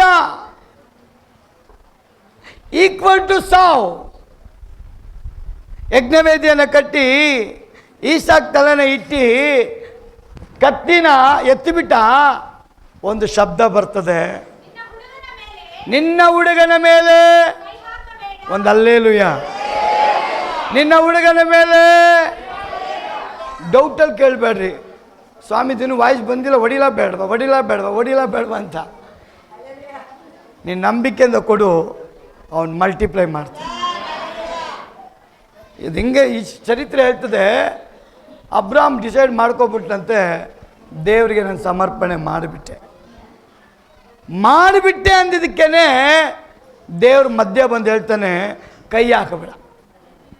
ಹಂಗಾದ್ರೆ ಏನರ್ಥ? ಕೈ ಹಾಕಕ್ಕೋ ಹಿಂಜಾರದೆ ಕೈ ಹಾಕಕ್ಕೆ ರೆಡಿಯಾಗಿ ಇನ್ನೇನು ಕತ್ತಿ ಕುತ್ತಿಗೆ ಹತ್ರ ಬಂದುಬಿಡ್ತು, ಹೊಡಿಬೇಕು, ದೇವ್ರ ಶಬ್ದ ಬಂದುಬಿಡ್ತು. ಹಂಗಾದ್ರೆ ಅಬ್ರಾಮ್ ಇನ್ನೆಷ್ಟು ಶಾರ್ಪ್ ಆಗಿದ್ದಾರೆ, ಇನ್ನೆಷ್ಟು ಶಾರ್ಪ್ ಆಗಿದ್ದು. ನಮ್ಮ ಥರ ಪೆದ್ರಾಗಿದ್ದರೆ ಹೊಡೆದು 2 ಮಾಡಿಬಿಟ್ಟಿರೋರು. ಆದರೆ ದೇವರು ಹೇಳ್ತಾನೆ, ಇಲ್ಲ, ನಿನ್ನ ನೋಡಿದೆ ನಾನು, ನಂಬಿಗಸ್ತ ನೀನು. ನನ್ನ ಆಶೀರ್ವಾದ ಹೊಂದೋದಕ್ಕೆ, ನನ್ನ ಶಕ್ತಿ ಹೊಂದೋದಕ್ಕೆ, ಉಪಯೋಗ ಆಗೋದಕ್ಕೆ, ನಿನ್ನ ಮೂಲಕ ಕ್ರಿಯೆ ಮಾಡೋದಕ್ಕೆ, ದೆವ್ವಗಳನ್ನ ಬಿಡಿಸೋದಕ್ಕೆ, ಜನಗಳನ್ನ ಬಿಡಿಸೋದಕ್ಕೆ, ರಕ್ಷಣೆಗೆ ತರೋದಕ್ಕೆ, ಸಾಕ್ಷಿ ಹೇಳೋದಕ್ಕೆ, ಅದ್ಭುತಗಳನ್ನ ಮಾಡೋದಕ್ಕೆ ನೀನು ನಂಬಿಗಸ್ತಾನೆ. ಹಲ್ಲೆಲೂಯ. ಆದಿಕಾಂಡ 17:1 ಹೇಳ್ತದೆ, ಅಬ್ರಾಹ್ಮನಿಗೆ ದೇವರು ಪ್ರಕಟಿಸಿಕೊಂಡಾಗ ದೇವರು ಹೇಳ್ತಾನೆ, ಅಬ್ರಹಾಮನು 99 ವರ್ಷದವನಾದಾಗ ಯೆಹೋವನು ಅವನಿಗೆ ದರ್ಶನ ಕೊಟ್ಟು, ನಾನು ಸರ್ವಶಕ್ತನಾದ ದೇವರು, ನನಗೆ ನಡಕೊಂಡು ದೋಷವಿಲ್ಲದವನಾಗಿರು, ನಾನು ನಿನ್ನ ಸಂಗಡ ಒಡಂಬಡಿಕೆ ಮಾಡಿಕೊಳ್ಳುತ್ತೇನೆ, ಅತ್ಯಧಿಕವಾದ ಸಂತತಿಯನ್ನು ಕೊಡುವೆನು ಅಂದನು. ದೇವರಿಗೆ ಸ್ತೋತ್ರ. ಇಲ್ಲಿ ಅಬ್ರಾಹ್ಮನಿಗೆ ದೇವರು ಪ್ರಕಟಿಸಿಕೊಂಡಾಗ, ನಾನು ಸರ್ವಶಕ್ತನಾದ ದೇವರು. ಈ ರಾತ್ರಿ ನೀವು ನಂಬ್ರಿ, ನನ್ನ ದೇವ್ರು ಸರ್ವಶಕ್ತ. ಅವನ ಶಕ್ತಿ ಮುಂದೆ ಯಾವ ಶಕ್ತಿ ಇಲ್ಲ. Hallelujah, hallelujah. ಎಷ್ಟು ಜನ ನಂಬ್ತೀರ? ಯೇಸು ಸಮುದ್ರದ ಮೇಲೆ ನಡೆದ. ನಡೆದ್ನೋ ಇಲ್ಲ? ಎಷ್ಟು ಜನ ನಂಬ್ತೀರಾ? ಸಮುದ್ರದ ಮೇಲೆ ನಡೆದವನ ಅವನು ಶಕ್ತಿವಂತನ, ಶಕ್ತಿ ಇಲ್ಲದವನ? ಸಮುದ್ರದ ಮೇಲೆ ನಾವು ನಡೀತೀವಿ, ನೀರೊಳಗೆ ಹೋಗ್ತಾ ಇರ್ತೀವಿ, ಆದರೆ ಇವನು ಹಿಂಗೆ ಬರ್ದಿಲ್ಲ, ಅವನು ಸಮುದ್ರದ ಮೇಲೆ ನಡೀತಾ ಇದ್ನು. ಹಂಗದ ಅಂಥ ದೇವ್ರನ್ನ ನೀವು ಆರಾಧನೆ ಮಾಡಿ. ಹಲ್ಲೆಲೂಯ. ಯೇಸು ಹೇಳಿದ್ರೆ ಎಲ್ಲ ಆಗುತ್ತೆ ಅಂತ ಎಷ್ಟು ಜನ ನಂಬ್ತೀರಾ? ಯೇಸು ಒಂದು ಸಾರಿ ಆಜ್ಞೆ ಕೊಟ್ಟರೆ ಅದು ಆಗಲೇಬೇಕು. Amen, amen. ಯೇಸು ಹೇಳಿದ್ರೆ ಆಗುತ್ತೆ, ಆಜ್ಞೆ ಮಾಡಿದ್ರೆ ಅದು ನಡೆದೇ ನಡೆಯುತ್ತೆ. ಒಂದು ಅಲ್ಲೇಲು ಹೇಳ್ರಿ. ನಿದ್ರೆ ಮಾಡೋರು ಜೋರಾಗಿ ಹೇಳ್ರಿ. ಒಬ್ಬರೋ ಇಬ್ಬರು ಇರ್ತಾರೆ, ಏನು ಮಾಡೋಕ್ಕಾಗಲ್ಲ. ತುಂಬ ಜನಕ್ಕೆ ನಿದ್ರೆ ಬಂದಿದೆಯಾ? ದೇವ್ರಿಗೆ ಸ್ತೋತ್ರ. ಇನ್ನು 2 ವಚನ ಓದಿ ನಾನು ಮುಗಿಸ್ಬಿಡ್ತೇನೆ. ನನ್ನ ಲೆಕ್ಕ ಪ್ರಕಾರ ನಾನು 1% ಬಂದಿಲ್ಲ, ನನ್ನ ಪಾಯಿಂಟಿಗೆ ನಾನು ಬಂದಿಲ್ಲ. ಇದ್ದೀರಾ? ಇದ್ದೀರಾ? ಮುಂದ್ಗಡೆ ಯಾರು ಕಾಣಿಸ್ತಾ ಇಲ್ಲ, ಮಲ್ಕೊಂಡ್ಬಿಟ್ಟಿದ್ದೀರಾ? ಹಲ್ಲೆಲೂಯ. ಎಷ್ಟು ಜನ ನಂಬ್ತೀರಾ? ನನ್ನ ದೇವರು ನಂಬದವನ ಮೂಲಕ ಸೂರ್ಯ ಚಂದ್ರನ ನಿಲ್ಲಿಸ್ಬಿಟ್ನಂತೆ. ಯಾರು ನಂಬಿದ್ದು? ಹಂಗದು ಯೋಶುವನ ಮಾತಿಗೆ ದೇವರು ಸಮ್ಮತಿಸಿ ಸೂರ್ಯ ಚಂದ್ರನ ನಿಲ್ಲಿಸ್ತಾನಂತೆ. ಹಂಗಾದ್ರೆ ಎಂಥ ಒಂದು ದೇವರ ಒಂದು ಶಕ್ತಿಯನ್ನು ಯೋಶುವ ಹೊಂದಿಕೊಂಡಿದ್ದಾನೆ ಅಂದರೆ, ಆ ದೇವರು ಇವತ್ತು ನಮಗೆ ಹೇಳ್ತಾನೆ, ನನ್ನ ಮಗನಾದ ಯೇಸುವಿನ ನಾಮದಲ್ಲಿ ಏನು ಬೇಕಾದರೂ ಬೇಡಿಕೋ, ಅದು ನಿನಗೆ ಸಿಗುತ್ತೆ. ಹಲ್ಲೆಲೂಯ. ಇನ್ನೊಂದು, ಎಲಿಯನು ಆಕಾಶದಿಂದ ಏನು ತರಿಸ್ತಾನೆ? ಏನು ತರಿಸ್ತಾನೆ? ಅಗ್ನಿ. ಹಂಗಾದ್ರೆ ಆ ಅಗ್ನಿ ತರಿಸಲ್ಪಟ್ಟಂಥ ಭಕ್ತನಿಗೆ ದೇವ್ರಿಗೆ ಶಕ್ತಿ ಕೊಟ್ಟವನೇ ಅಂದರೆ, ಯೇಸುವನ್ನೇ ನಮಗಾಗಿ ಸಮರ್ಪಣೆ ಮಾಡಲ್ಪಟ್ಟಂಥ ದೇವರ ಯೇಸುವಿನ ನಾಮದಲ್ಲಿ ನೀವೇನು ಕೇಳಿದ್ರು ಅವನು ಹೇಳ್ತಾನೆ, ಎಲೀಷನಿಗೆ ಅಗ್ನಿ ರಥಗಳನ್ನ ಕೊಟ್ಟೆ, ನಿಮಗೂ ಕಣ್ಣಿಗೆ ಕಾಣದಂಥ ದೂತರನ್ನ ನಾನು ಇಟ್ಟಿದ್ದೀನಿ. ಆಮೆನ್. ಎಷ್ಟು ಜನ ನಂಬ್ತೀರಾ? ನಮ್ಮನ್ನು ಕಾಯಕ್ಕೆ ಕಣ್ಣಿಗೆ ಕಾಣದಂಥ ದೂತರನ್ನ ದೇವರು ಇಟ್ಟಿದ್ದಾನೆ. ನಮ್ಮ ಕಣ್ಣಿಗೆ ಕಾಣಲ್ಲ, ಆದರೆ ನಮ್ಮ ಪರವಾಗಿ ದೂತರಿದ್ದಾರೆ. ನಮ್ಮ ಕಣ್ಣಿಗೆ ಕಾಣಲ್ಲ, ಆದರೆ ದೇವ್ರ ಕಾರ್ಯಗಳು ನಮ್ಮ ಮಧ್ಯದಲ್ಲಿ ನಡೆಯುತ್ತೆ. ನಮ್ಮ ಕಣ್ಣಿಗೆ ಕಾಣಲ್ಲ, ನಮ್ಮ ಮಧ್ಯದಲ್ಲಿ ದೇವರು ಚಲಿಸ್ತಾನೆ. ನಮ್ಮ ಕಣ್ಣಿಗೆ ಕಾಣಲ್ಲ, ನಮ್ಮ ಮಧ್ಯದಲ್ಲಿ ದೇವರು ನಮ್ಮನ್ನು ಬಂದು ಮುಟ್ಟಿ ಬಲಪಡಿಸ್ತಾನೆ. ನಮ್ಮ ಕಣ್ಣಿಗೆ ಕಾಣಲ್ಲ, ನಮ್ಮ ದೇವ್ರು ನಮ್ಮ ಹತ್ರ ಮಾತಾಡ್ತಾ ಇರ್ತಾನೆ. ಫೀಲ್ ಮಾಡಿದ್ದೀರಾ? ಫೀಲ್ ಮಾಡಿದ್ದೀರಾ? ನೀವು ನಂಬ್ರಿ, ನಿಮ್ಮ ಪಕ್ಕ ದೇವರಿರೋದು ನಿಮಗೆ ತೋರಿಸ್ತಾರೆ. ನಾನು ಫೀಲ್ ಮಾಡ್ತಾ ಇದ್ದೀನಿ, ನನ್ನ ದೇವರು ನಮ್ಮ ಮಧ್ಯದಲ್ಲಿ ಚಲಿಸ್ತಾ ಇದೆ. ನೀವು ಯಾರು ಬರಿಗೈಲಿ ಹೋಗಲ್ಲ. ಇವತ್ತು ನಾವು ಯಾರು ಬರಿಗೈಲಿ ಹೋಗಲ್ಲ. ನಮ್ಮ ದೇವರು ತನ್ನ ಮಕ್ಕಳಿಗೆ ಅನೇಕ ವರಗಳನ್ನ ಕೊಟ್ಟು ತನ್ನ ಶಕ್ತಿಯಿಂದ ಅವನು ತುಂಬಿಸೋದಕ್ಕೆ ಅವನು ರೆಡಿ ಇದ್ದಾನೆ. ಅದಕ್ಕೆ ಯೇಸು ಹೇಳ್ತಾನೆ, ನೀವು ಕಾಯ್ತಾರ್ರಿ, ನನ್ನ ಆತ್ಮ ನಿಮ್ಮ ಮೇಲೆ ಬರ್ತಾನೆ, ನೀವು ಬಲವನ್ನು ಹೊಂದುವಿರಿ. ಎಡಕ್ಕೂ ಬಲಕ್ಕೂ ತಿರುಗುವಾಗ ಇದೇ ಮಾರ್ಗ ಅಂತ ಅವನು ಬೋಧಿಸ್ತಾನೆ. ಅವನು ಬಂದರೆ ನಿಮಗೆ ಶಕ್ತಿ ಬಂದಂಗೆ. ಆಮೆನ್. ಅವನು ಬಂದರೆ ಏನು ಬಂದಂಗೆ ನಿಮಗೆ? ಯಾರು ಅವನು? ಎಫೆಸ 6:10 ಓದ್ರಿ. ಪೌಲ್ ಹೇಳ್ತಾನೆ, ಕಡೆ ಮಾತೇನೆಂದರೆ, ನೀವು ಕರ್ತನನ್ನು ಆತನ ಅತ್ಯಧಿಕವಾದ ಶಕ್ತಿಯನ್ನು ಆಶ್ರಯಿಸಿಕೊಂಡವರಾಗಿ. ಒಂದು ಹಲ್ಲೆಲೂಯಾ. ಎಷ್ಟು ಜನ ಅವನ ಶಕ್ತಿನ ಹೊಂದ್ಕೊಳ್ಳೋಕೆ ಬರಲ್ಲ? ಆ ಶಕ್ತಿ ಹೊಂದ್ಕೊಳ್ಳೋಕೆ ಎಷ್ಟು ಜನ ರೆಡಿಯಾಗಿದ್ದೀರಾ? ನಾವು ಹೊಸ ವರ್ಷಕ್ಕೆ ಬರೋಕ್ಕೆ ಮುಂಚೆ ಹೆಂಗೆ ಬಂದಿದ್ದೀವಿ? ಹೆಂಗೆ ಬಂದ್ರಿ? ಮನೆ ಬಾಗಿಲು ಬಿಡುವಾಗ ಹೆಂಗೆ ಬಂದ್ರಿ? ಒಂದು ನಿಮಿಷ ಕೈ ಜೋಡಿಸಿ, ಅಪ್ಪ ಯಾವುದೋ ಒಂದು ಹೊರ ಕೊಟ್ಬಿಡಪ್ಪ. ಬಂದಿದ್ದೀರ ತಾನಂಗೆ? ತುಂಬ ಜನ ಹಂಗೆ ಬಂದಿರೋದು. ಬರೋಕ್ಕೆ ಮುಂಚೆ ಹೆಂಗೆ ಬಂದಿದ್ದೀವಿ? ನಿಂತ್ಕೊಂಡು 2 ನಿಮಿಷ ಹೋಯ್ತಾ ಇದ್ದೀನಿ ಅಲ್ಲಿಗೆ, ಯಾವುದೋ ಒಂದು ಕೊಟ್ಟುಬಿಡಪ್ಪ ಸಾಕು. ದೇವ್ರ ಕನ್ಫ್ಯೂಷನ್, ಏನೋ ಕೊಟ್ಟುಬಿಡೋದು, ಯಾವುದೋ ಒಂದು ಅಂದರೆ ಏನೇನೋ ಕೊಯ್ತು, ಏನು ಕೊಡಲಿ? ನೀವು ಕರೆಕ್ಟಾಗಿ ಕೇಳ್ರಿ, ಆ ಫಲ ನಿಮ್ಮ ಮೇಲೆ ಬರ್ತದೆ. ಎಷ್ಟೊಂದು ಜನಕ್ಕೆ ಕೇಳ್ಕೊಳ್ಳೋಕೆ ಗೊತ್ತಿದ್ರೆ ಹೊಂದ್ಕೊಳ್ಳೋಕೆ ಆಯ್ತಾ ಇಲ್ಲ. ಕೇಳ್ಕೊಳ್ಳೋಕೆ ಗೊತ್ತಿದ್ರೆ ಹೊಂದ್ಕೊಳ್ಳೋಕ್ಕಾಗುತ್ತೆ. ಒಂದು ಕಲರ್ ಸೀರೆಗೆ ಗಾಂಧಿ ಬಜಾರ್ ಪೂರ್ತಿ ರೌಂಡ್ ಹೊಡಿತೀರ, ಹೌದು ತಾನೇ? ಹೊಡಿತೀರ ಇಲ್ರಿ? ಹೊಡಿತೀರ ಇಲ್ಲ? ಆ ಕಲರ್ ಸಿಗೋವರೆಗೂ ಬಿಡ್ತೀರ ಬಿಡಲ್ವಾ? ನಮಗೆ ಬೇಕಾಗಿರೋ ಶರ್ಟ್ ಸಿಗೋವರೆಗೂ ಊರೆಲ್ಲ ಹುಡುಕ್ತೀವೋ ಹುಡುಕಲ್ವಾ? ಬರೀ ಒಂದು ಬಟ್ಟೆಗೆ ಊರೆಲ್ಲ ಹುಡುಕಿ ಅವ್ನು ತಲೆ ಕೆಟ್ಟೋಯ್ತು, ನಿಮಗೆ ಎಷ್ಟಪ್ಪ ತೊಗೊಳ್ತಾಳೆ ಅಂತ.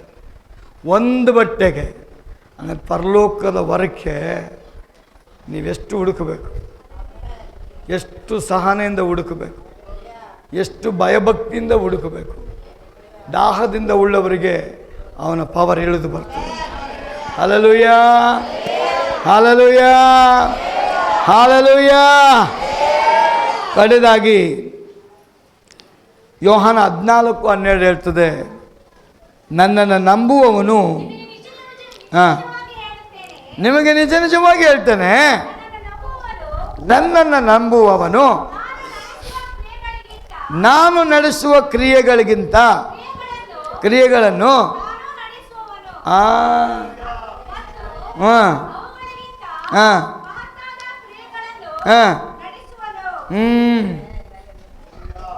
ನನಗೆ ಗಾಡಿಗೊಪ್ಪಕ್ಕೆ ಬರೋಕ್ಕೆ ಭಯ.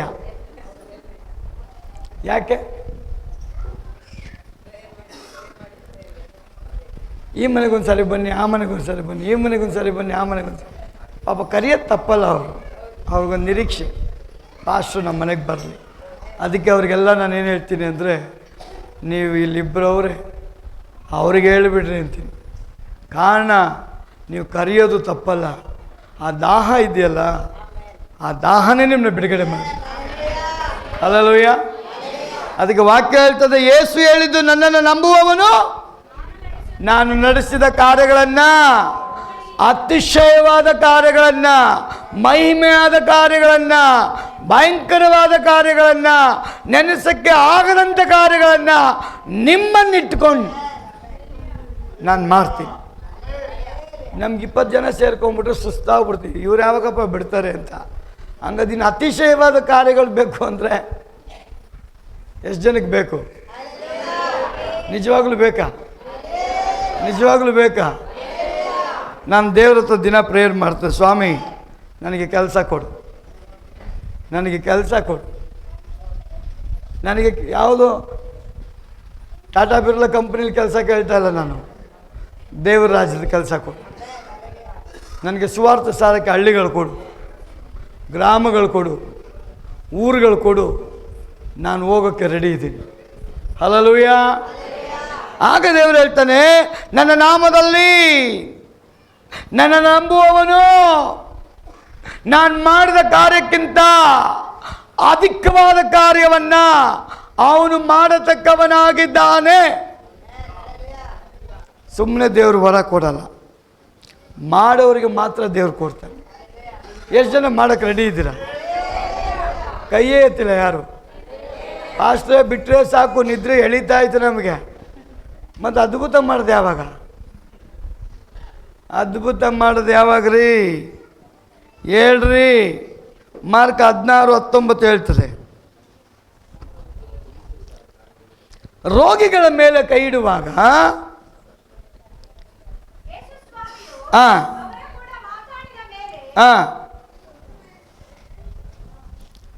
ಮಾರ್ಕ್ 16:19.